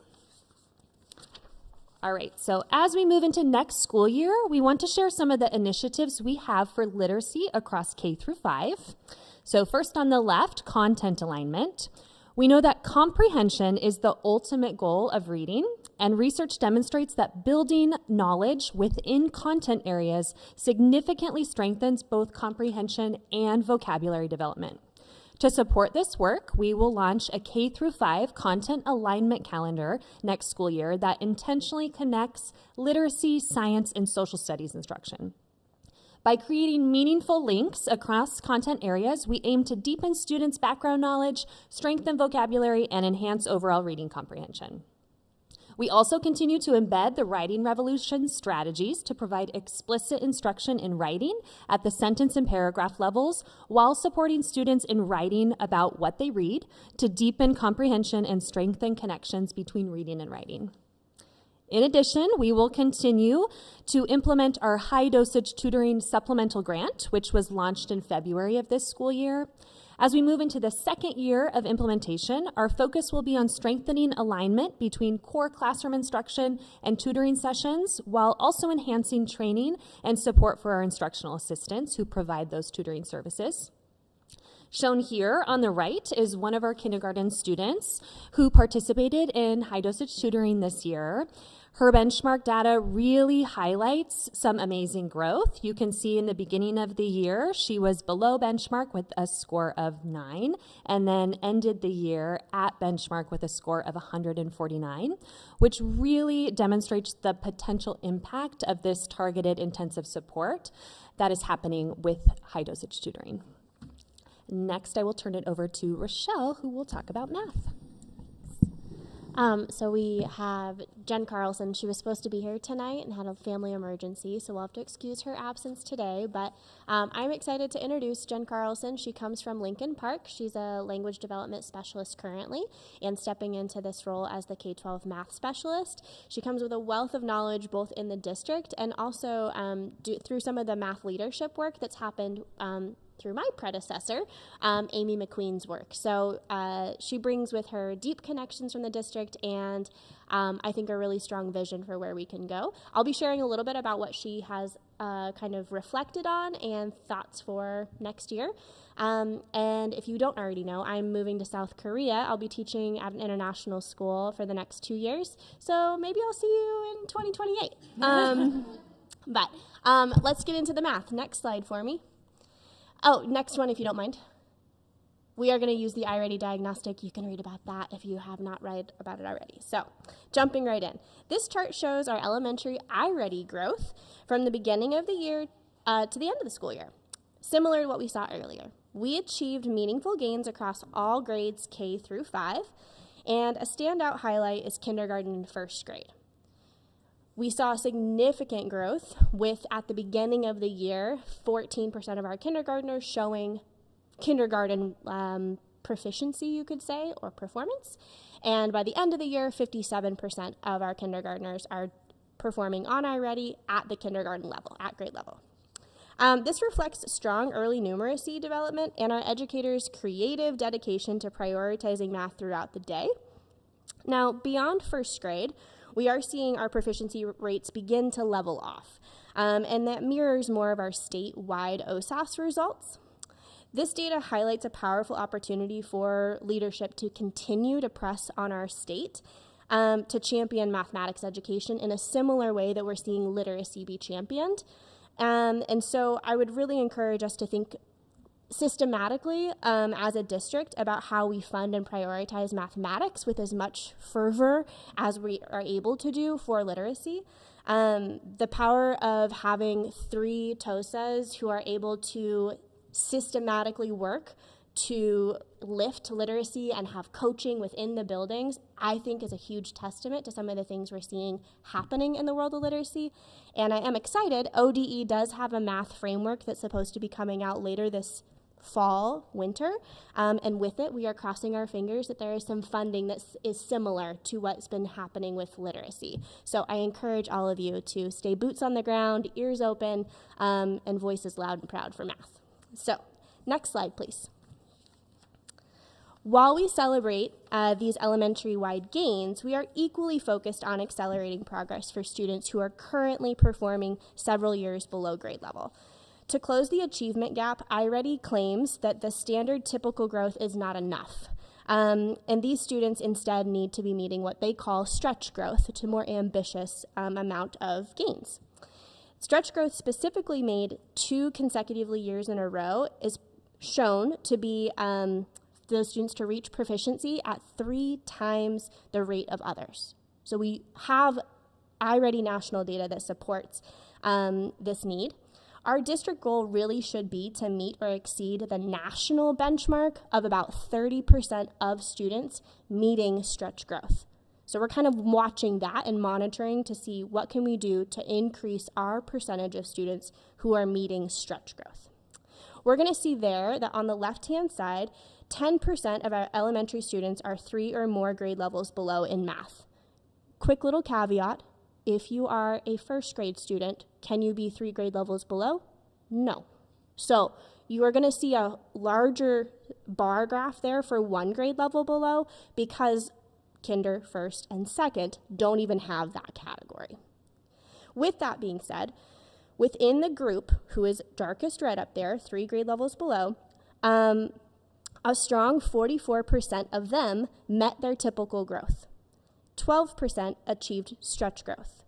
While it's wonderful that nearly half are making steady annual progress, our priority must be providing that targeted instructional and programmatic interventions needed to lift that 12% closer to the national 30% goal.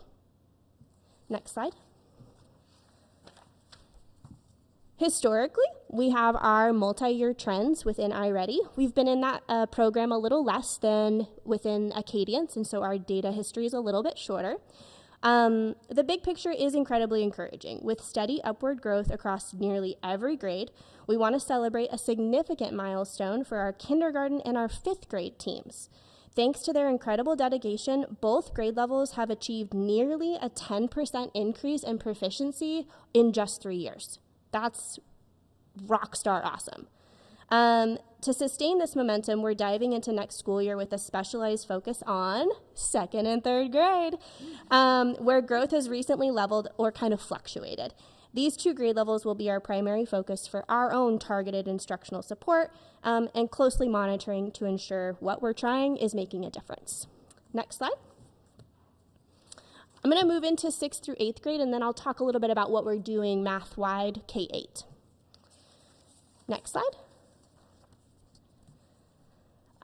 When we look at our middle schools, we're seeing an exciting story. Students across grades 6 through 8 are making meaningful gains, again, from fall to spring. And it is mirroring what we saw in the elementary grades.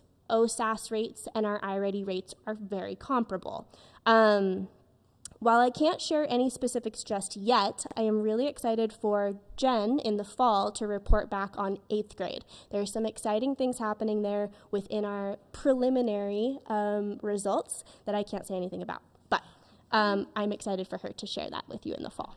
Next slide. Our middle schoolers are broadening their mathematical thinking, and we are continuing to help them focus, or help us to focus on accelerating their learning, especially those who are, again, several years behind. As mentioned, the key to closing this gap is moving students beyond typical growth and into that accelerated trajectory of stretch growth. To build on the 30% national benchmark, we're going to look at our numbers. Specifically, 34% of our middle schoolers are 3 or more grade levels below. It's exciting that 55% of them met their typical growth and 22% achieved stretch growth. That's putting us within arm's reach of that 30% benchmark. To close the remaining gap, we are going to be supporting a math lab course at several of our middle schools. You might have heard about the schedule change that's happening, and that's allowing for a little more creativity and innovative thinking to happen with the hopes of a math course that can elevate confidence, skills, and maybe breathe some fresh life into math learning. Next slide. Historically, this is our multi-year trends for mathematics. We again have an encouraging story of a steady upward trend. This year, I would like to spotlight 7th grade educators district-wide. Thanks to their innovation and resilience, they have gotten their proficiency to jump nearly 10% as well in just the 3 years. And to keep this momentum going, our middle school team will be a primary focus next year for intentional and collaborative instructional support across the year. They're already a highly collaborative team, and so we want to just kind of clear the path and keep them collaborating so that they can continue to do the awesome work that they do. Next slide. Whew! Talk about some data, right? Math person to bring you some visuals. If we could just take a moment to focus across the top 2 visuals, I'd like to spotlight Menlo Park, and then we'll talk about what's happening at the bottom. There are some extraordinary data points happening. Menlo Park elementary 4th graders made a monumental leap in proficiency. If we're looking at the red percent, we've got 13 at the beginning of the year. 13% of 4th graders at Menlo were showing that they have 4th grade proficiency. And by the end of the year, that has skyrocketed up to 66%. You can see that across the district, most 4th graders are around 36% proficient. So that's huge. In addition, we know that our students with special education don't always have a similar trajectory. And so we've been looking really intensely at where there are bright spots, and this is a massive bright spot. The trend line is nearly exactly the same, and so that's just massive, and that's so exciting to see. Down below at Ron Russell, you heard me talk about that stretch growth. And so what we're seeing there is that up to 32% of students are meeting the mark of meeting stretch growth. Most impressively, they achieved this baseline close to 30% across every single bracket. So no matter what your placement was as a student, you had an equal chance of meeting stretch growth. They are lifting all of their 6th graders up equally, which is awesome to see. I asked a couple of the schools, what do you think's going on? Like, what would you attribute this to? And at 4th grade, they're pointing to a school-wide focus on their targeted school improvement Data analysis has been a huge part of the whole school. The team at 4th grade specifically is highly collaborative, and they are really focusing on strong discourse routines for all students. At Ron Russell, there's definitely a lot of collaboration happening between those 3 teachers. There's path at the middle school level in addition to at the elementary school, and students are setting goals and taking ownership. There's a phrase that one of the teachers uses, which is beat your score, and that is a big motivator for a 6th grader, and so they're really taking ownership of their learning, in addition to lifting discourse routines and math literacy, so talking about, writing about, and thinking about mathematics deeply. Next slide. So what's ahead across K-8? We have the benefit of having one curricular program from kindergarten through middle school, and so that helps us to lift a similar focus. We're going to start with some math discourse routines using iReady. Many, many years ago, we've had some program called Constructing Meaning, and there are tentacles of that still happening in our district. We really want to rebirth some of those strong practices because we saw evidence from Ron Russell and Menlo that it does make a big difference. There's also a really awesome study. If you have a chance to click on the link there, it came out of Oregon this fall, and it elevates the importance of mathematical discourse, student self-efficacy, and that increases achievement. So we're really leaning into that. Next, at the K-5 level, we have family numeracy resources. We honestly believe that math can and should be done at home, in the car, while you're walking the dog, and so we want to support families with seeing and believing in themselves as mathematical doers and thinkers. And then lastly, we have across the middle school zone, a disciplinary literacy across content areas. So we're really trying to lean into how talking, writing, and thinking about your discipline is literacy. And so we should and can be doing that in math and in science and in social studies. And we, again, are excited to kind of lift that. Every middle schooler is going to be pressing for rich academic thinking. Thank you. I'm going to hand it over to Francesca. Next slide, please. I look so lonely on my slide, but I'm going to be sharing about 6th through 8th grade language arts today. My name is Francesca Altman. I'm the K-12 language arts specialist. I support all the way from kindergarten through 12th, leaning heavily on Ashley and Julia with those early literacy years. And so I'm going to be sharing with you our reading achievement at the end of this year. If you don't mind moving to the next slide. I'm only going to stay on this for a second, similar to what Rochelle did, as this is the same screener that I shared in fall and winter of this year, but just to kind of reorient us, our CAPD Read Basics test that we used this year had 6 subtests that kind of increase in complexity from foundational skills up to the most complex skills. So if we move to the next slide, I selected the same 3 that I've reviewed at mid-year with you to kind of see where we've ended up. So the first measure of those 6 that I'll talk about, I'll only talk about 3 this evening, but the first one is word recognition and decoding. So that's going to be the most foundational skill that's assessed on this particular test, really looking at can students read the words in front of them accurately, so similar to our elementary test, but they're not reading it out loud in this case. So now it's more measuring what they can independently read correctly.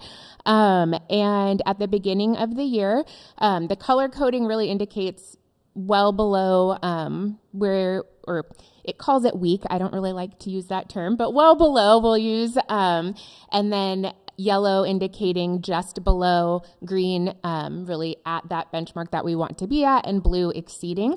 And so what I'd like to draw your attention to is that typical growth for a year with business as usual instruction. So if you weren't to make intentional changes to instruction is 3 points. And I added that final column of expected growth, which almost looks comical to have there because it's so extreme, but I think it's important to call out how far beyond typical growth this was for a school year. So we have every group made significant increases in their median score. So we're looking at, to kind of help eliminate some of the outliers on either end, to really look at how much are we moving the median score for each grade level. In this particular area, 6th grade by 4 times what would be typically expected in a year, 7th grade by 3 times times, 8th grade by 3 times, and moving 6th grade up an entire level to where their median score now lands in that kind of just below category, and 8th grade moving to where the median score is actually several points above benchmark, which is really exciting for the course of 1 year. As I mentioned earlier, this year we implemented Morpheme Magic as a core supplement program. So really kind of that next step of the intentional work that's being done with ECRI at Elementary of teaching students strategies for decoding multisyllable words and learning those Greek and Latin root words, prefixes, and suffixes that they see so much across all disciplines in secondary. And so with that focus, I really think is what we can attribute a good portion of this to has been a lot more learning than we've ever been able to bring to middle school around reading instruction. Secondary teachers often get left out of some of that instruction in their teacher prep programs and beyond. And so we've really intentionally started bringing that up to our middle school this year. Next slide, please. The next measure we'll look at is reading efficiency. This one's kind of a couple levels of complexity ahead of the last one I shared. And really, the closest measure that I could compare it to from elementary would be our oral reading fluency. So how I don't like to use the term quickly because we want them to read at an appropriate pace. So they need to read quickly enough that they can comprehend what they're reading. If you read too slow, you've forgotten kind of what's happened already by the time you get to the end of the sentence. So reading with a sufficient rate to comprehend. And in this case, it also pauses them to answer comprehension questions. So they're reading independently in their head, which is different than elementary, but then they are, as they go through, they have to indicate when they finish reading a section, and then they have to answer questions about it. So it's not that they can do well on it just by seeming like they're reading fast by clicking through. It's asking those comprehension questions and then kind of cross referencing those. And so again, you can see far beyond expected growth at each grade level. And again, we moved in 6th grade from that median score being well below into that median score being kind of in that just below window. And then 7th and 8th grade actually both moved their median scores well into the at benchmark level, which is really exciting. And then finally, we'll do the next slide. The last one that I'll share is reading comprehension, and this one's not as extreme growth. There's still a lot of celebration here, but reading comprehension is really that culminating skill. So the most complex of the skills that we're measuring, because it's really how do they put it all together? How do they read for meaning, and how do they make sense of reading for a purpose, which is, ultimately the goal of reading instruction. And so in this case, we didn't quite see that point difference that we would like to see at 6th grade. They made 67% of that expected growth. 7th grade made exactly what would be expected in a typical year, and 8th grade did exceed that typical year. And what I would say about this is that we have really focused, as I mentioned, on morphology instruction and on more of those foundational skills to enable us to be able to do more here. And so I think the results we're seeing in those foundational skills are very promising about where we can head now with these more complex reading skills. So I'm encouraged by even the results here being what they are, because we didn't really change business as usual with regard to comprehension instruction this year. But if we can go to the next slide, really what we're using that data to do is to guide what's next in 6-8 literacy. So really knowing we want to continue to support foundational skills. We made significant growth, but there's more growth to make.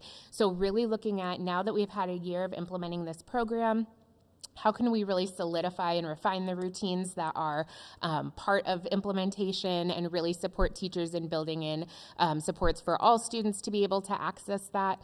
We're looking at instructional strategies that support access for all learners. We've done a district-wide professional learning survey in partnership with DDEA, and really what came up again and again was teachers want support in specific strategies for scaffolding or supporting learners to be able to access that grade level curriculum. So not how do we dilute the curriculum or make it easier, but how do we rise students up to meet that? And so that is going to be the through line of all of our professional learning next year, is going to be very specific strategies focused on elevating our multilingual learners and our students with disabilities and our striving readers, but knowing that that is good teaching that will lift all of our students. And then one other piece with that is we are also weaving the writing revolution strategies that have been heavily introduced at elementary and weaving those into middle school as well to be able to carry that through line so students are seeing strategies that they're familiar with and now can use in more complex and longer pieces of writing. And then finally, Rochelle mentioned that those disciplinary literacy connections, Oregon's adolescent literacy framework that came out about a year and a half ago now, the whole focus of it for secondary literacy is really about disciplinary literacy, that students learn to read, write, and think for the discipline that they're learning in. And so we have been able to collaborate as content specialists to deliver for the first time shared content professional learning where we have teachers of all of these disciplines together looking at how can we build some strategies across disciplines so that our students aren't going to each different class and everyone is doing their best, but how can we create some strategies so that when I go to social studies, I see some things that I can stick to that are familiar from my language arts class. And then I go do discourse and math, and I'm able to use some of those same strategies and so on. So very, very excited about where we're headed with that, and feel like it's very in line with the state direction and what research tells us is most important. We know that students will not get to where they need to be if the only time they focus on discourse and reading and writing is in language arts class, and that they need those additional practice opportunities all day long. So very excited about that. And I think the one thing we didn't include on this slide, Rochelle and I have been able to deeply support our schools in targeted school improvement this year, and that will continue to be a focus moving forward, is how do we really elevate the practices that can support our schools in making that growth necessary to exit improvement status, which we got to see and celebrate some schools doing this year. So that is, I think, our quick summary, hopefully kind of quick, but definitely open up to any questions that you have. I have a question. When you talk about certain, like, this grade struggled, do we ever follow, like, is it a cohort? Like, did that grade struggle last year and will they struggle next year? Or is it just that grade level tends to struggle? It's actually been that grade level tends to struggle. It's not following them as cohorts. It really tends to land in that second, third grade range. So yeah, it's a much larger phenomenon than David Douglas. It's not specific to David Douglas, but yeah, I would say, I don't know if you have anything to add, but pretty consistently. Yeah, that was something I was interested in. I'm also interested in, you were mentioning the increased support in reading, like the kind of intensive. What does that look like? I see in the elementary schools, like kind of one-on-one, sometimes group reading. Can you give like just a couple of examples of what that intensive support looks like? Yes, so all of our students receive, we have core reading, which happens in all K through 5 classrooms. K through 3 receives 90 minutes of core reading instruction in their classroom, and 4 through 5 receives a little bit less because they have a little more content time.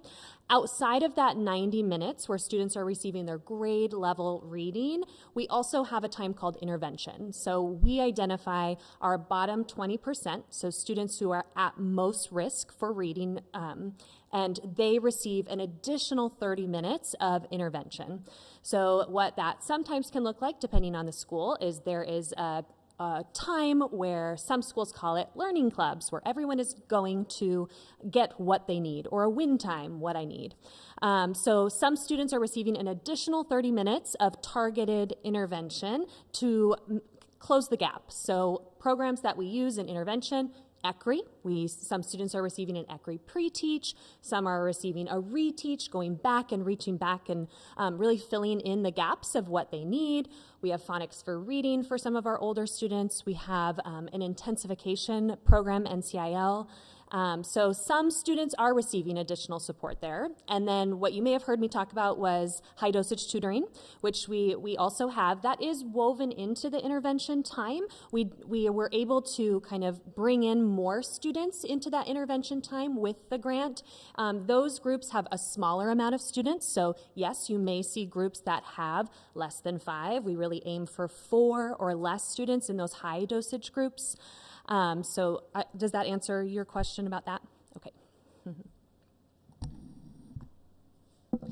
Your data presentations are amazing. Like, you have covered so many bases, and you have such a strong grasp of every, bit of the stretch growth to like knowing exactly what proportions at what. I'm so impressed. I mean, seriously, this is some of the best data reports I think I've ever seen.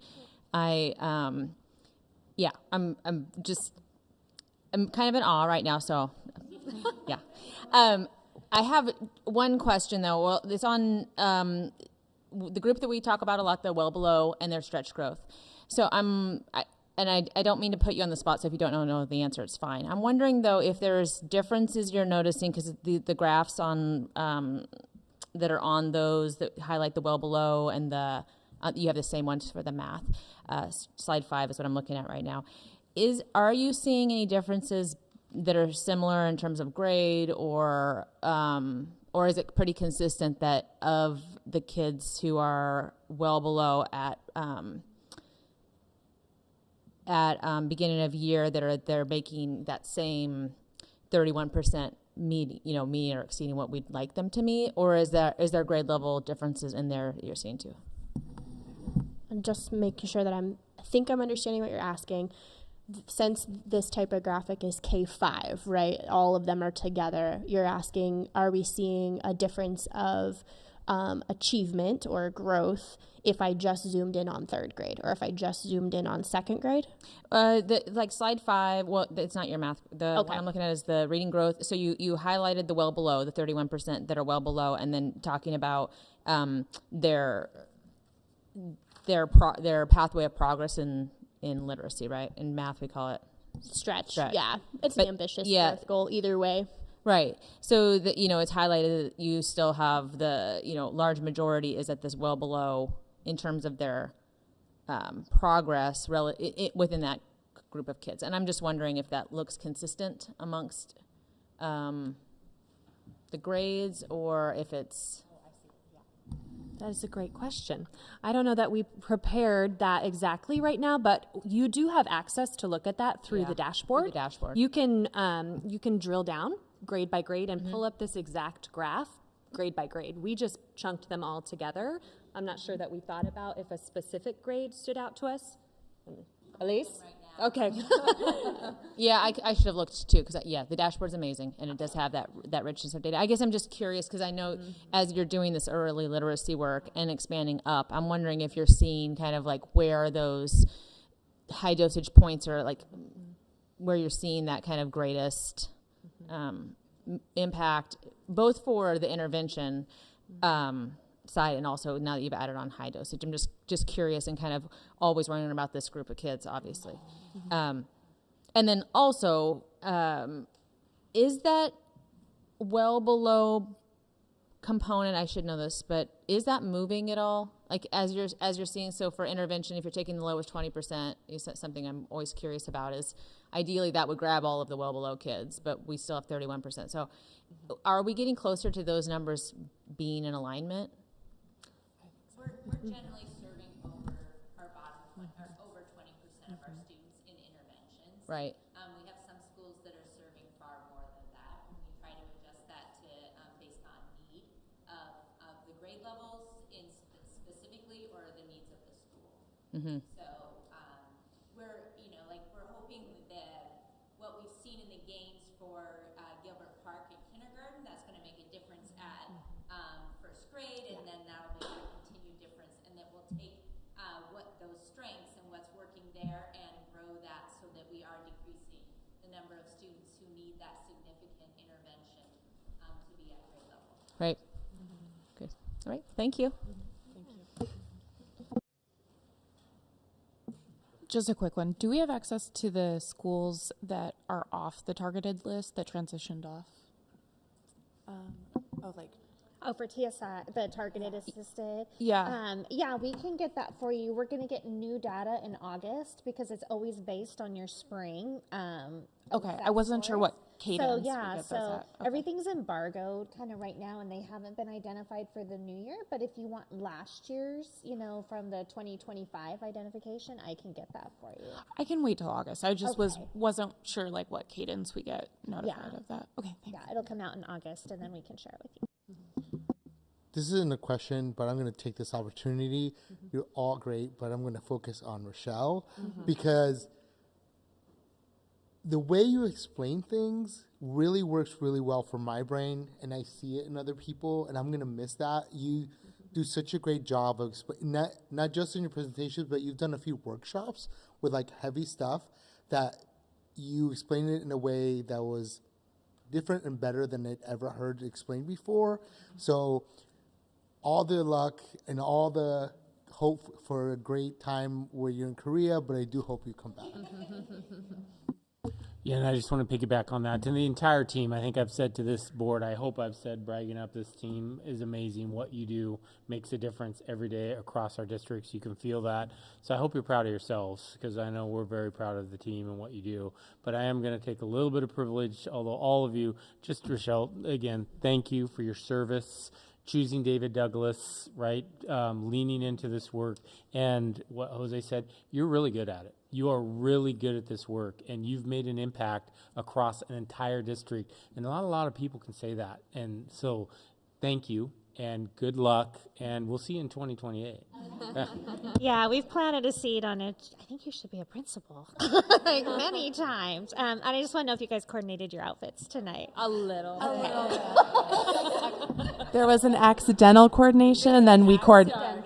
Yeah. Uh-huh. Then they told me, you should wear black tonight, too. And I was like, okay.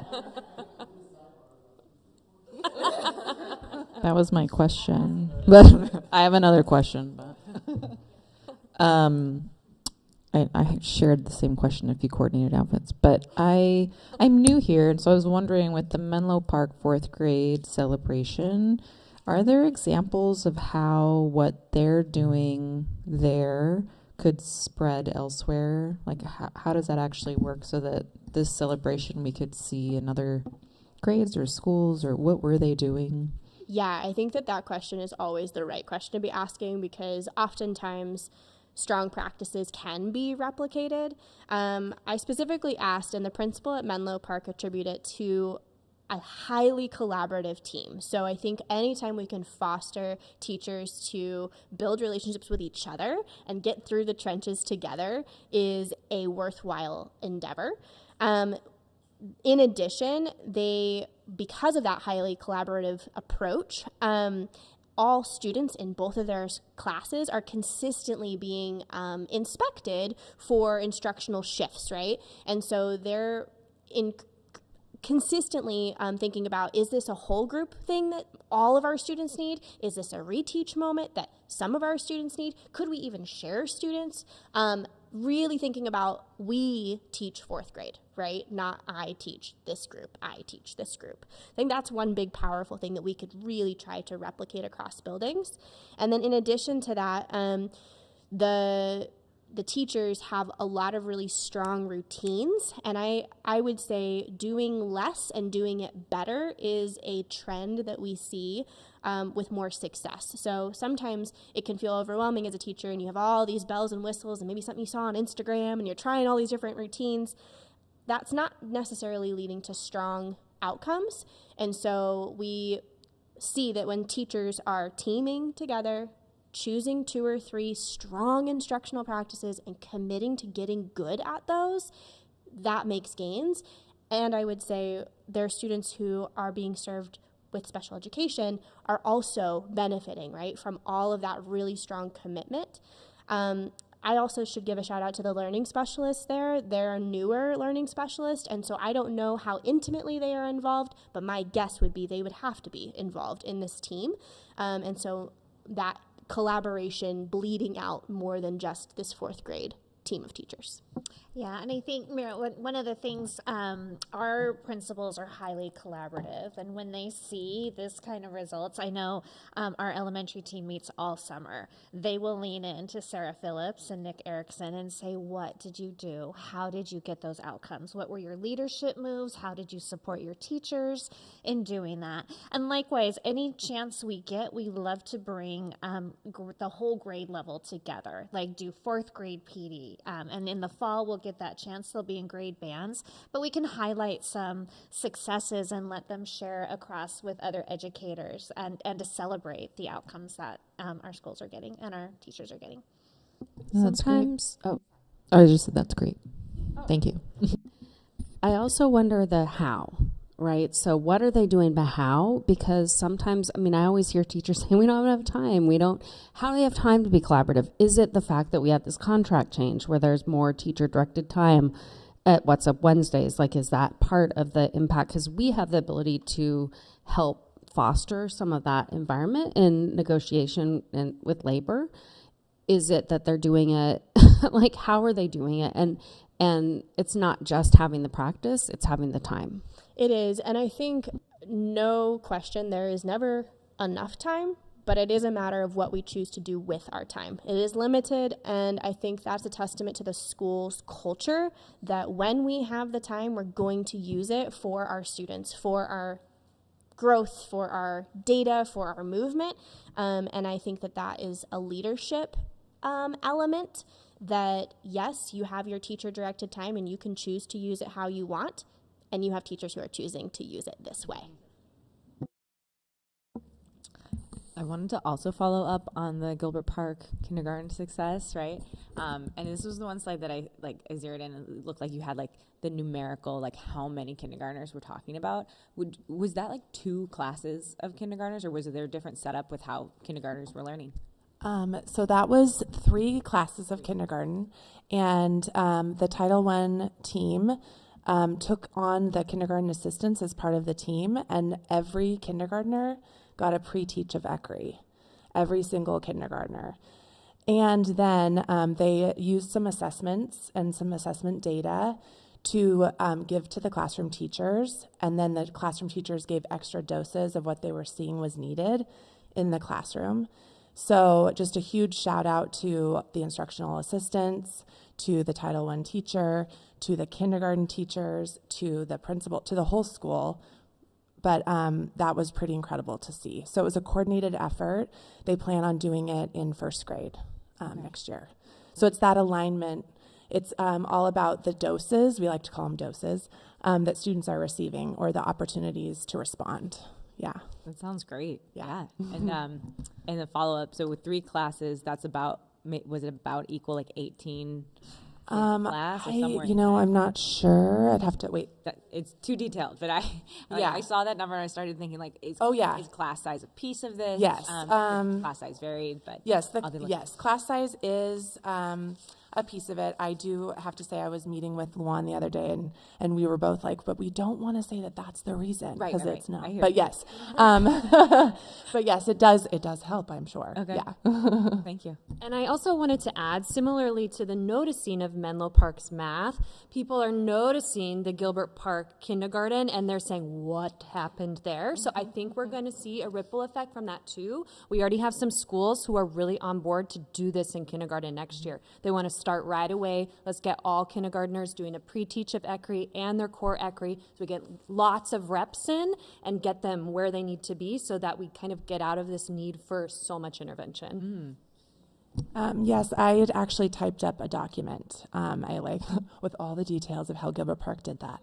And we will be making sure that everybody has that information. Okay, thanks. Thank you so much. And yeah, very, very impressive. Thank you for all your work.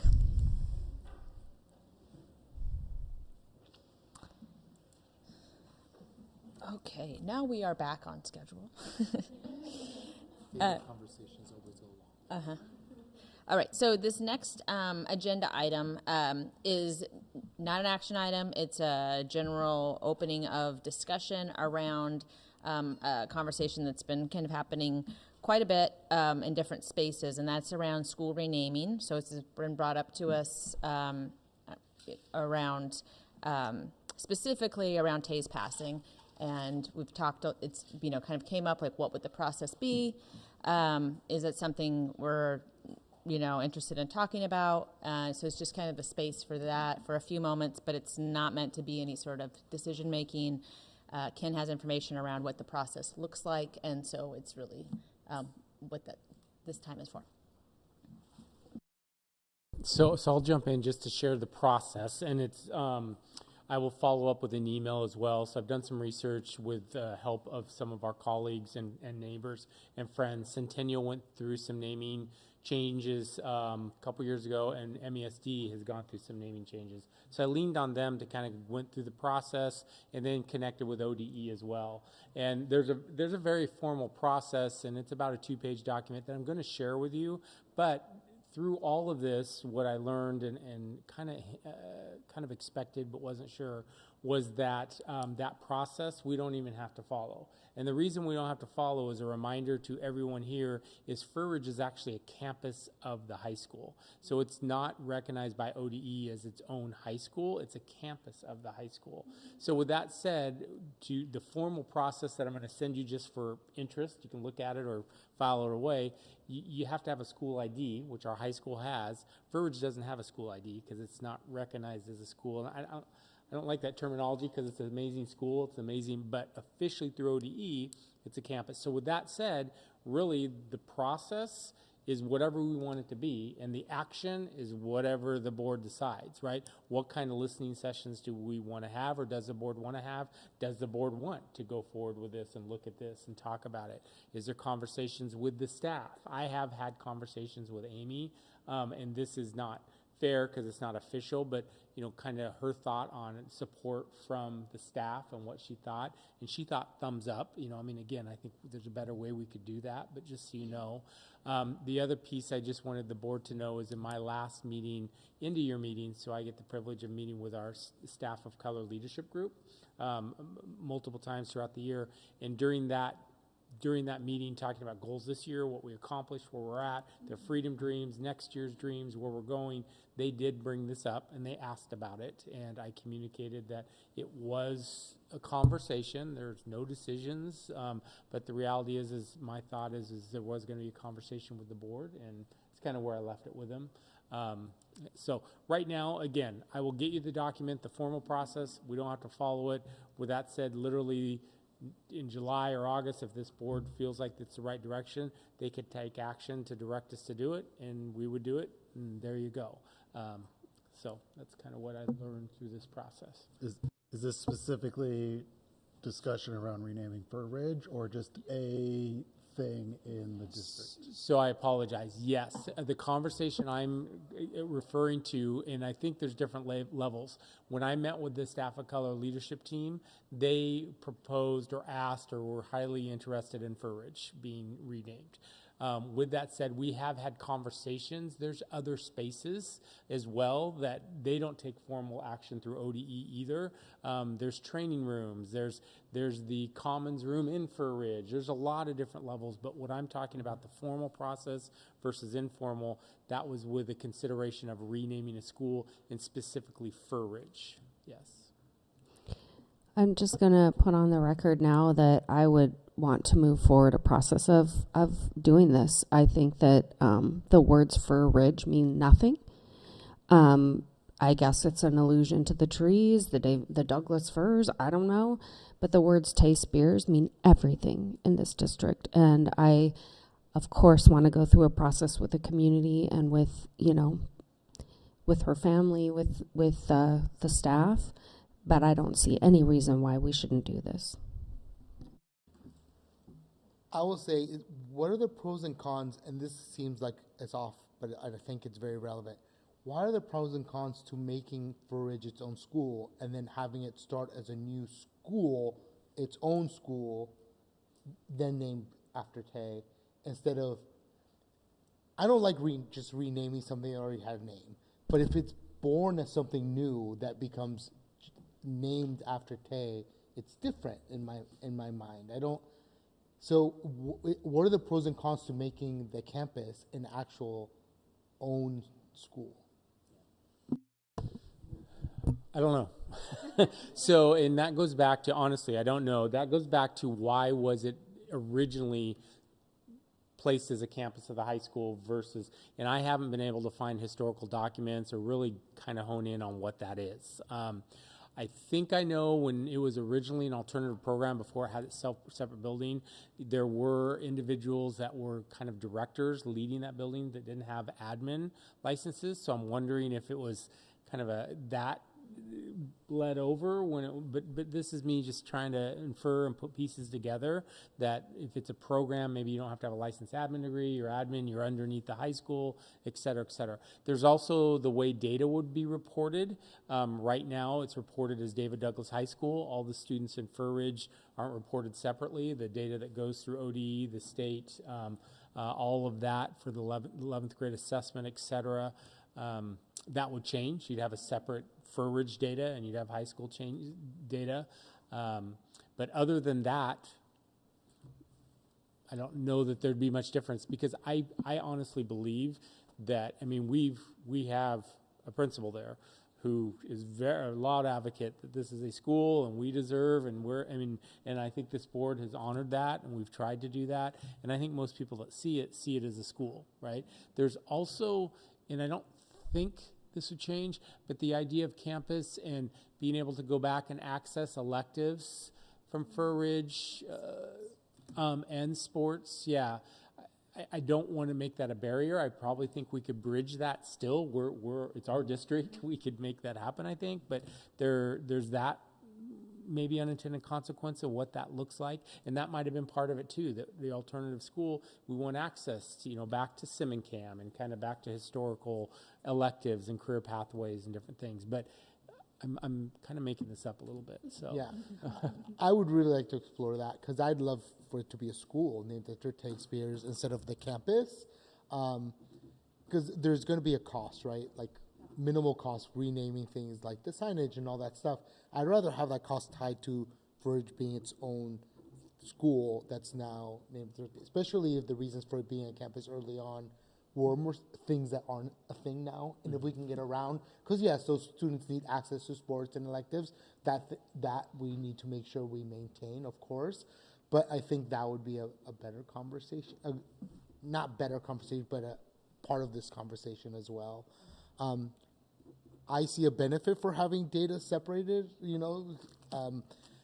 personally, like, I don't know what it looks like, but for me, how I process data, I really would like to see it more separate. And a lot of times we do just automatically separate it, right? Mm-hmm. So, yeah. Yeah, I love that. I love that idea. I'll say, I think it's worth exploring. And we also have students now who are dual enrolled, right? Pretty much a lot of DDOA students can be enrolled in DDOA primarily, but then they also take some classes other places. So we're already doing that. So, yeah. So if they're accessing classes, it could still be a different school. Yeah, I don't know, I feel like we can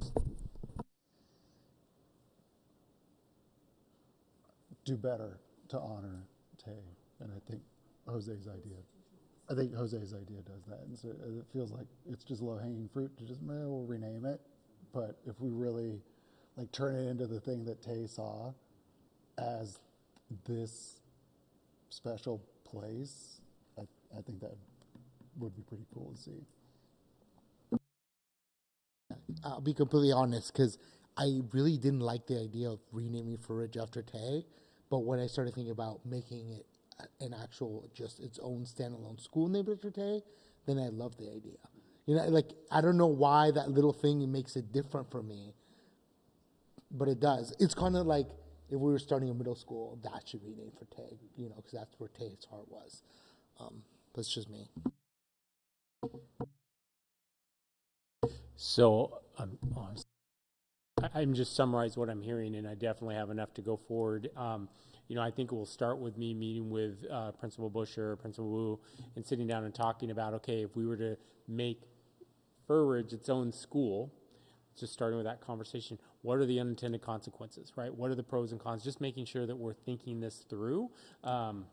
again, I don't think they'll be much different than what we talked about. We've had these conversations, to be quite honest, before. I've had this conversation when I'm sure Andy has with Amy about what if, and even in some of the board members at this table, we've talked about it over the years. We've just never gone that next step. So I'll start there with the intention of we're leaning towards it's time for our alternative high school to be its own school, and then a naming process as we go through that process. So let me start with that, and I'll report back. The one thing I will say is, and I don't think anyone's in a rush here, but that will slow things down a little bit. You know, we will have to go through ODE more. That's more research. It's not hard, but we want this to be an own school. What is that process now? What does that look like? And really make sure we're doing that right. And then once we have that done, then we could talk about, okay, it's becoming its own school. This is when it's online. And with that, how do we rename?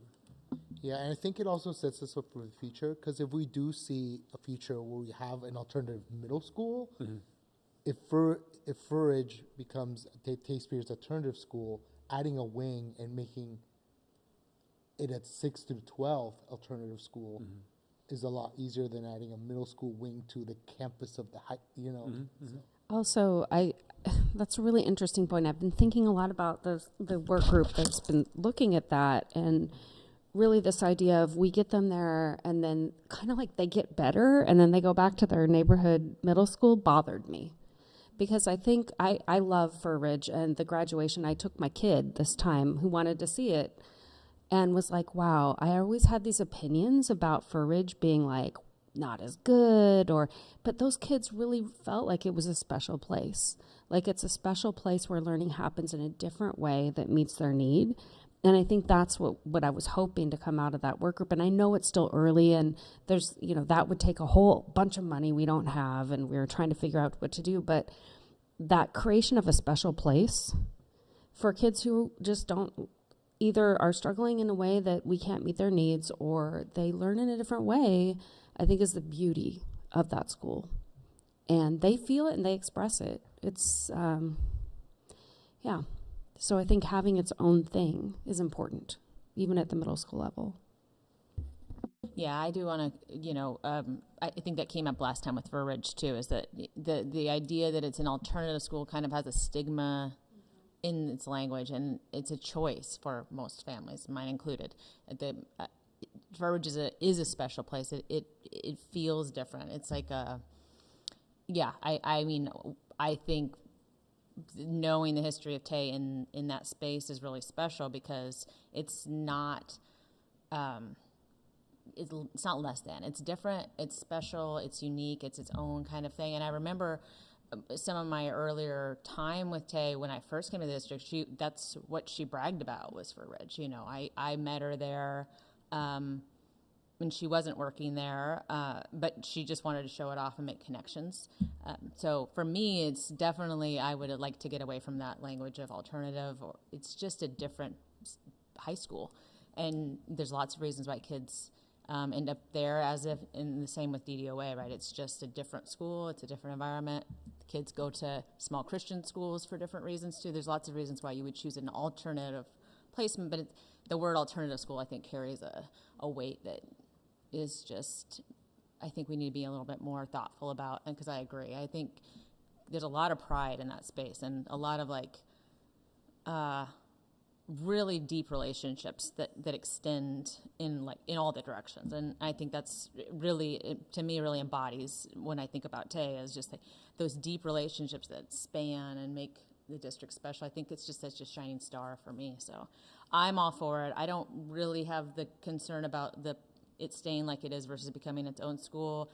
I'm totally just whatever makes sense, for the people that are most impacted. For me, I don't really have an opinion on it, but I would love to hear from the principals and know the pros and cons, because I am worried that there's things that we don't know, sports, and I don't know really what else there might be, but I do know that you can take kids from a homeschool or whatever onto sports programs. So I'm sure that there's solutions to things. I just don't want to create more unnecessary, things. Yeah, so I'd love that. And then just what community sessions would look like. Would we try to get on that sooner than later, I would imagine? I don't know. So, And I agree with Heather. I guess in my head, alternative doesn't hold a stigma, but I totally get that it does. So I'm not tied to anything.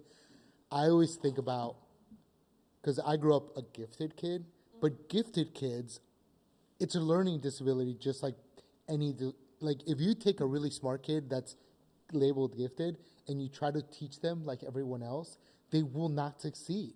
Like they might be considered the smart kids, but if you teach them wrong, they won't succeed. They need to have alternative methods of education than other kids. It's just, we need to get on this. Every kid needs their own thing. And it's okay. It's okay, whatever type of alternative education you need, as long as it's right for you and you succeed, that's good. And I hate that there is a stigma, but I just like to say that because I remember when I was a kid, like if you started teaching me just like a lecture, I was the worst kid. I got sent to the principal's office. But if you gave me like games and like things that were really engaging, all of a sudden I was like the smartest kid in the room. And there's some teachers that were like, what? He's what? Because they didn't know how to teach me. So, I hate that there's a stigma, but yeah. I do want to add one thing, and please, I say this out of respect for the process to make sure, because I'm just going to be very public. I absolutely support the idea of one way or the other. I don't changing it to its own school. I want to research and get a little more information, but changing the name, I'm 100% behind, and I think it's the right thing to do. But I do want to say this: the one question, and there was multiple type of things, but the one that kind of stuck with me that's hard to answer is when you do change something like that, is the person that graduated this year or 10 years ago, or I graduated from Fur Ridge, and we just talked about the pride, we talked about the specialness. Now my school doesn't exist.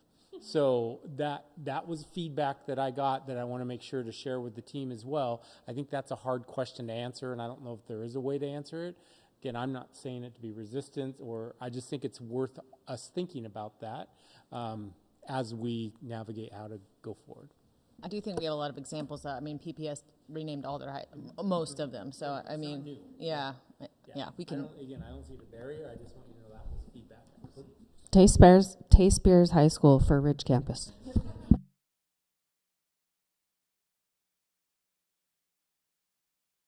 Okay, well, we'll keep moving forward. Okay, thank you, everyone. We are now on to consent agenda, which is an action item. Motion to approve consent agenda. Second. Are there any questions, comments, concerns? All right, can we start with Director Ender? Ender, aye. Stevenson, aye. Epstein, aye. Gamera Jorson, aye. Jordan, aye. Stevens, aye. Franklin, aye. Okay, and Pat, could you give us a bond update, please? Sure. Work has been starting. We've been doing some things behind the scenes, including movers coming in, I think is even tonight. So, and getting stuff out of the way. CTE Center, we're still doing some commissioning there. They did some corrections on lettering that wasn't quite lined up. Kiln doors. Let's see here. Cherry Park, the project that seems to never end. We are waiting still for the final operation manuals. We have a different contact with the surety. So we weren't getting a response, so now we're going to try another avenue. They still have a bill outstanding for us to finalize, so we're kind of like, could you give us the bill and let's be done. Give us our books. Give us our information. So hopefully that one here will close soon. We'll keep you updated. West Palhurst, so they're excited that it's going to be hot next week so they can finish up some commissioning there and making sure the AC is working appropriately. Mill Park, so Mill Park. So we were ready to go, and at the end of last month, we started looking at the solar array. It needed some additional structural support in the ceiling. So you saw that increase in the consent agenda that was pretty significant. So that is why that's occurring. We are still engaging with the engineer, so I'm hoping I don't have to bring you back another cost increase. They're just going through and doing some due diligence to make sure that everything's going to be good. Lincoln Park's on track. Yay, we have a permit. We do need to have some additional work for meeting air supply requirements, primarily in the maintenance shop, believe it or not. That sounds silly, but that's going to be a requirement, so we're going to do some adjustments there. We'll probably, those projects, West, South, and Floyd Light, were bid together as one group, so we may move some budget around between them to accommodate. The South Powellhurst freezer, you saw that we awarded to Inline Construction. That is going to run probably until October, so we will have we'll have a little bit of a bumpy start for our nutrition department. So we will have some refrigerated trailers to hold food and be accommodating that way until we can actually get that completed. And those trailers would be like at location, like not. They'll be on South Powellhurst site, yeah. So, yeah, it's like last minute bid. Ron Russell, we're still waiting for a permit. For some reason, the Water Bureau and the Planning Department are arguing over the backflow device location. This and then another project, and it's just like, make a decision. So we're hoping to get the permit by June 19th. They're doing work that they can do without the permit in the meantime. Gilbert Park, we have the permit. We just need to finalize that easement. Earl Boyles is on track again, same thing with Planning and Water Bureau. We do have to remove a tree as it's a nuisance tree. We love that when we get that. Ventura Park, we are waiting for a permit. Menlo Park on track, ready to go. And then we're going to start doing our wood truss assessments with BBL. I actually was meeting with our insurance folks at 3:30 today, which is why the insurance was late. They was running the costs in last minute. And we were talking about what's going to be needed with those trusses, and the expectation, I think, is that things are evaluated and addressed by 2029. So we'll hold aside if we have anything left in the bond to help with dealing with any of that, and hopefully we won't exceed that.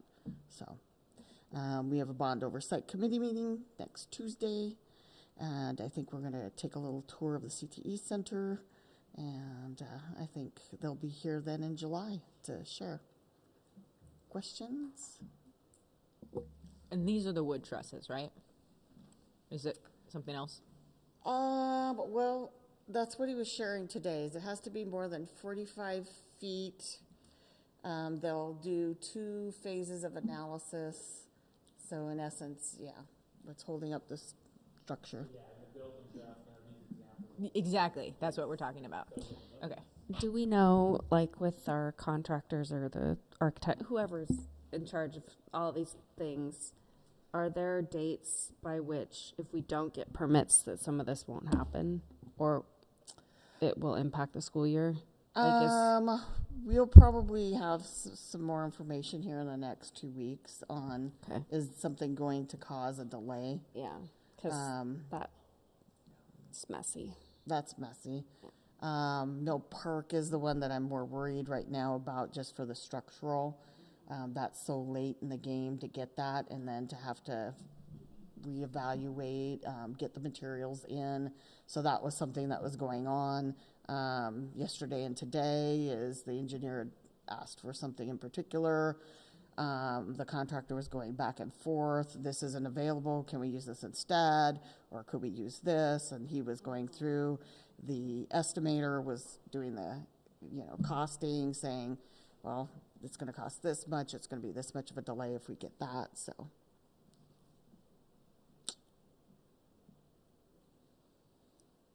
Just remembering Menlo. I think it was, Gilbert Heights. So, yeah. So, we do have, I think, some fencing that is coming through, I don't remember if it's coming through Canada. So that could also be a delay if anything has to come through customs and for some reason gets stuck. So we had that at Gilbert Park, I think, one year. Any other questions? Thank you, Pat. Ken. All right, team. I actually thought we were going to be a lot later, so I'm going to take all kinds of time. No, I'm teasing. I know we're already kind of back behind again. So, but I do have a few things I want to share. And just the very first thing is reality. You know, last day of school today. And just a tremendous thank you. Our crowd's dwindled a bit, but to our staff, all of our staff, we have our faithful. Yes, absolutely. To all of our staff, all of our parents, families, community members, partners, leaders, just thank you for a great year. And I don't want to pretend that it wasn't a challenging year, right? We can think about some things. You know, if I talk about all of the immigration work, that I'm proud of the work, but the reality of the fear in our community that caused it is sad. And just the challenges, you think about the threats at the high school that they were kind of processing. You think about our budget. You think about 2 executive orders.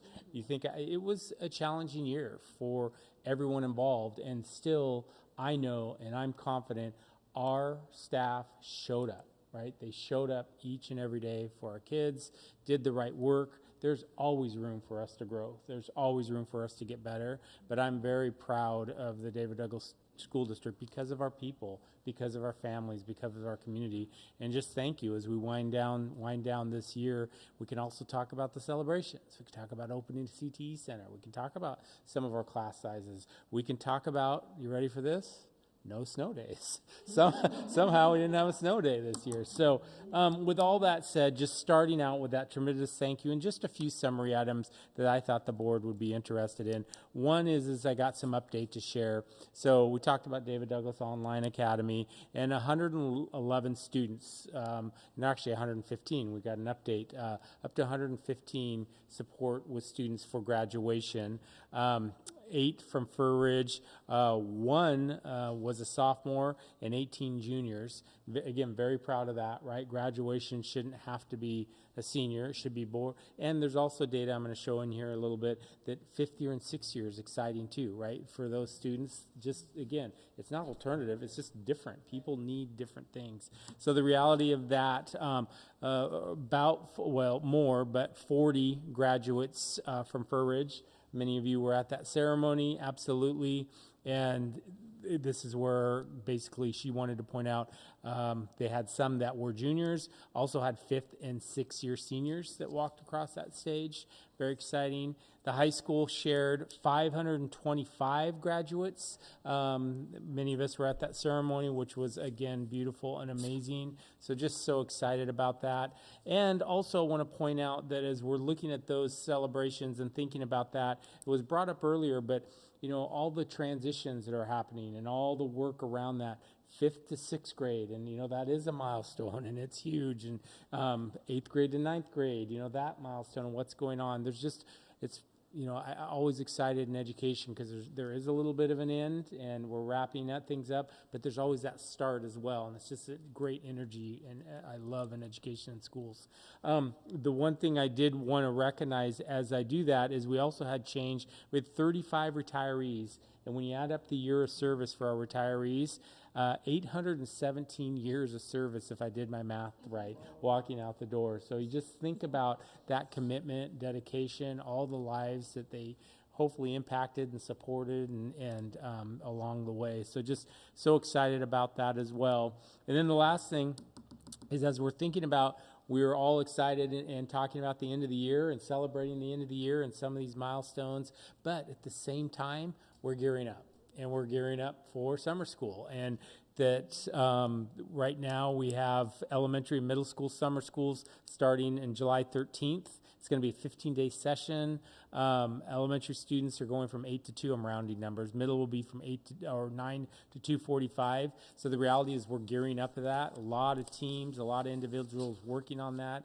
We also have DDOA that's going to be offering summer school. 90 students signed up right now for summer school. More to come. So they're currently working on it. And then the high school in general, I printed out kind of I need to be interested. We heard about 9th grade counts. Credit recovery we're going to be offering. We're going to be offering English Language Development Writing Academy. And then not finally, but some of you might want to think about this. We actually had a conversation before, but we had driver's education offered this summer. So whether you want to be on the roads or not, I don't know. That's up to you. But no, seriously, driver's ed. And then just some fun enrichment classes at the high school. They're doing a DJ and podcasting class. They're doing arts and crafts. They're doing a FIFA bracket. Yeah. I don't know. I'm just telling you. So the reality is as there are always challenges, always room for growth, and I'm so proud of this board for always leaning in and challenging the district as general. How do we get better? There's also a lot to be proud of, and I'm so excited to say that I believe we had a very successful year, and looking forward to summer school and looking forward to launching next year. So that's my report for the evening. Yeah, you bet.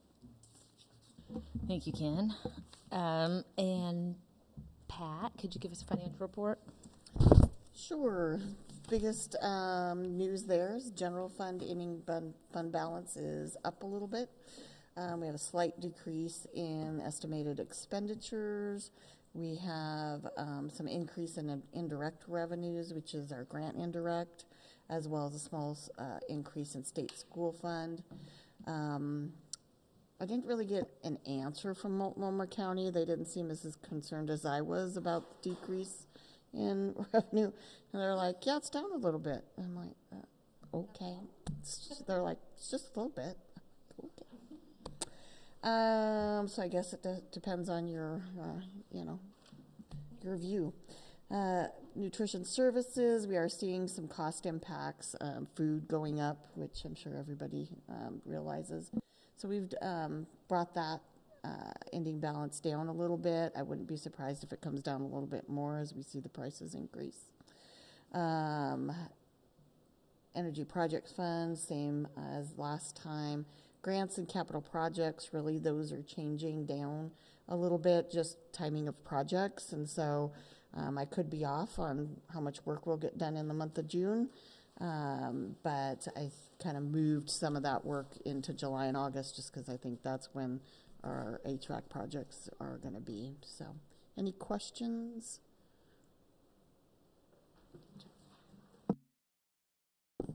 Thank you, Pat. Okay. We now have reflections on public comment. We did not have any official public comment, but is there any? No? Director, Those students. Right. Like, yes. That was awesome. That was awesome. That's it. That was Like, so good. Go. So was the official color bamboo or smoker yellow? I know. Smoker's yellow. That Bob was Shelter terrible. Gray is pretty awesome. I thought that was great. I want that book. Colors. I didn't know that it was called Dirty Douglas. That's terrible. Seriously? I have not heard I've never heard that. No. I've heard that so many times. Oh, sad. That's been around forever, right? Oh, It ends now. With a fresh coat of paint, right? sure. Okay, then if we would like to move on to board liaison and committee reports. Yes. So a few of us are gathering to meet around superintendent evaluation, and I think this is the first time we're commenting publicly on it, perhaps. But we've done a lot of work in the background, so I lose track of what we have not said publicly, but we'll just say publicly, we are looking into the superintendent evaluation tool. So we're very excited to have a more formal and standard evaluation starting in August of this year. So before August, what a group of us board members are doing are updating and deciding on a tool to use for this evaluation process. We will do this in collaboration with the superintendent. So far, I can say that Oregon School Boards Association has a tool that we are starting with. We are refining it based on the wonderful work that's been done around the strategic plan. So we're hoping to find something that will continue to be aligned with the work and the community work, the deep community work that has gone on with the strategic plan, so that we don't have all these different evaluations and tools in focus, but it all makes kind of sense. So we're in the middle of that. If anyone is interested in that, send comments our way. I don't envision us doing a very extensive public outreach around this year, which we can revise in the future. But since there's already been so much community work on the strategic focuses, that's what we're going to be leaning on. So that is the tool that we will be using for evaluation. There's also a process of review. So we'll come back to the board, say in July, and bring both a tool for review as well as our proposal for how that review happens and what would be involved. And then the timeline, of course, is starting in August with a formal review, and then we'll refine that timeline for when we actually come with a report to the board. So we'll fill in those gaps, but just want to say that publicly. 3 other things. Gilbert Heights, liaison to Gilbert Heights, they had a pretty significant incident with a student. The student is okay, so that's a big takeaway. But it was a pretty scary morning when one of their students was hit by a car in a crosswalk on the way to school. So just imagine, huge impact to the family, to the student, and to the school community. So the kind of the upshot, the takeaway is that school is in communication with Safe Routes for Schools and Portland Bureau of Transportation, and they're really looking at how they can improve the safety there. It's not the, for a lot of our schools, there are safety concerns, and so it's just a reminder that we are continuing to look at those spots that we could do better, and we can do better in coordination with the city and the community surrounding the schools.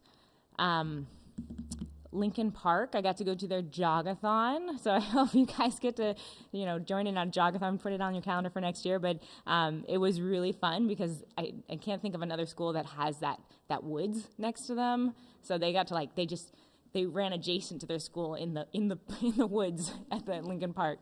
So a lot of excitement, a lot of kids.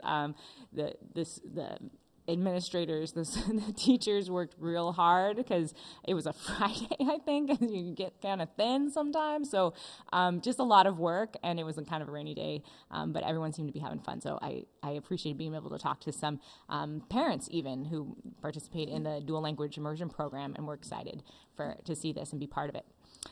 Next up, I am the liaison for the district. What do I call it? District office? Thank you, guys. I want to go and visit, talk with our facilities team and our human resources team. So if you're interested in those kind of tours this summer, I will always invite Thomas, but maybe I'll just put a message out when I get a date. That is all. I had the pleasure of attending the CTP, or the Community Transition Programs. They call it the Aging Out Ceremony, and I prefer to think of it as a graduation. But I just love that program exists. Speaking of students that need different things, and that's a great example of a group of students that need different things, and it's awesome to see them all get together, and all the adults that are crazy dedicated to the work that they do, and it's wonderful to see. Can you explain what that program is? The Community Transition Program, I'll do my best, is targeted recruitment of high schoolers who might benefit from some extra life skills help to help them into more independent living or more adulthood. And so they'll do things like learn how to use TriMet, how to do laundry, how to come up with a grocery list. They go to Winco once a week. And like how to cook, how to meal prep. They have which I think they could do a better job of advertising. They have the community closet, they call it, and it's all donations of clothing and supplies. And one of your jobs you could have at the CTP is like a cashier at the community closet, so you get some work experience doing that. And then just a lot of just things that I think we could all benefit from at that age. But you know, these kids they just need some extra help, and it's great. Thank you. I think you did a great job of describing the program. It's 18 to 21-year-olds with students with disabilities, and it is an option for any student who is on a certificate of completion or a modified diploma. And so they're able to continue it. We currently serve about 35 to 40 students at any given point, and they also have a doggy biscuit business. If anybody has pets at home and wants to order, they do an order form, and they make homemade dog biscuits. So, and I forgot to mention, it's strictly voluntary. So you're recruited, and then decide to go there, or your family helps you decide to go there, and you age out. The school year you turn 21 is when you age out.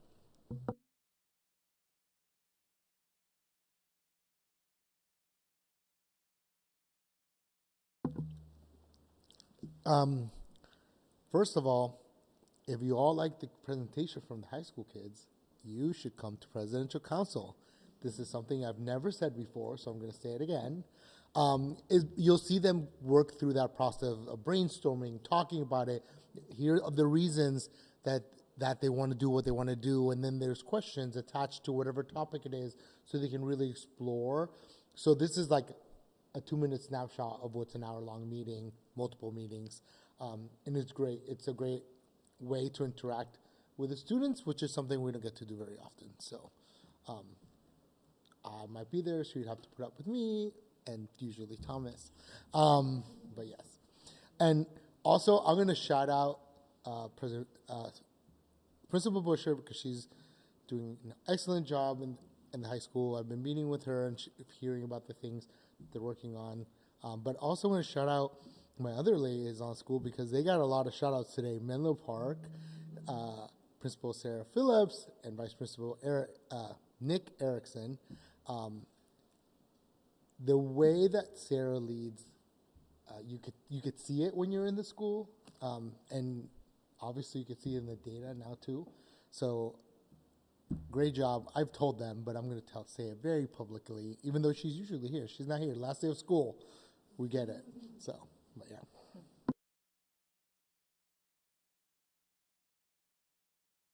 I just would like to, I guess, report on the senior awards. So I was, as the DEF liaison, Sarah and I were there, and we were asked to present Hua Win Memorial, first annual memorial scholarship. So that was awarded, I'm forgetting her last name. Do you remember?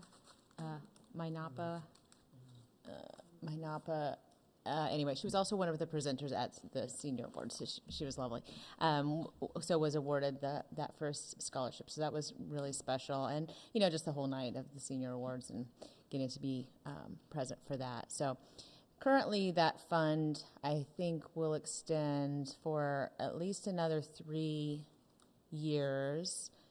So that fund is still open. So if anyone's interested in, you know, the DDF awards mini scholarships to both David Douglas High School and Fur Ridge graduates, which they also awarded a couple at Fur Ridge graduation. So those are separate, which is different, but cool too, that those scholarships are given out on graduation night versus the high schools given at senior awards, because there's a lot. So yeah, I just want to plug that, and if anybody, that fund stays open, so if anyone wants to continue to, you know, donate to that overtime or whatever, that's goes through the David Douglas Educational Foundation, and the College and Career Center are the ones who are receiving and reviewing the applications for that. So, and of course, graduations were all wonderful. So, any other? I'd like to ask. I would like to ask just to have the last. I promise it will be under 2 minutes, but the last word tonight. Well, I think Sarah wanted to say something. Were you my? Just that the DDF, the foundation, we're having a workshop this weekend. So we'll.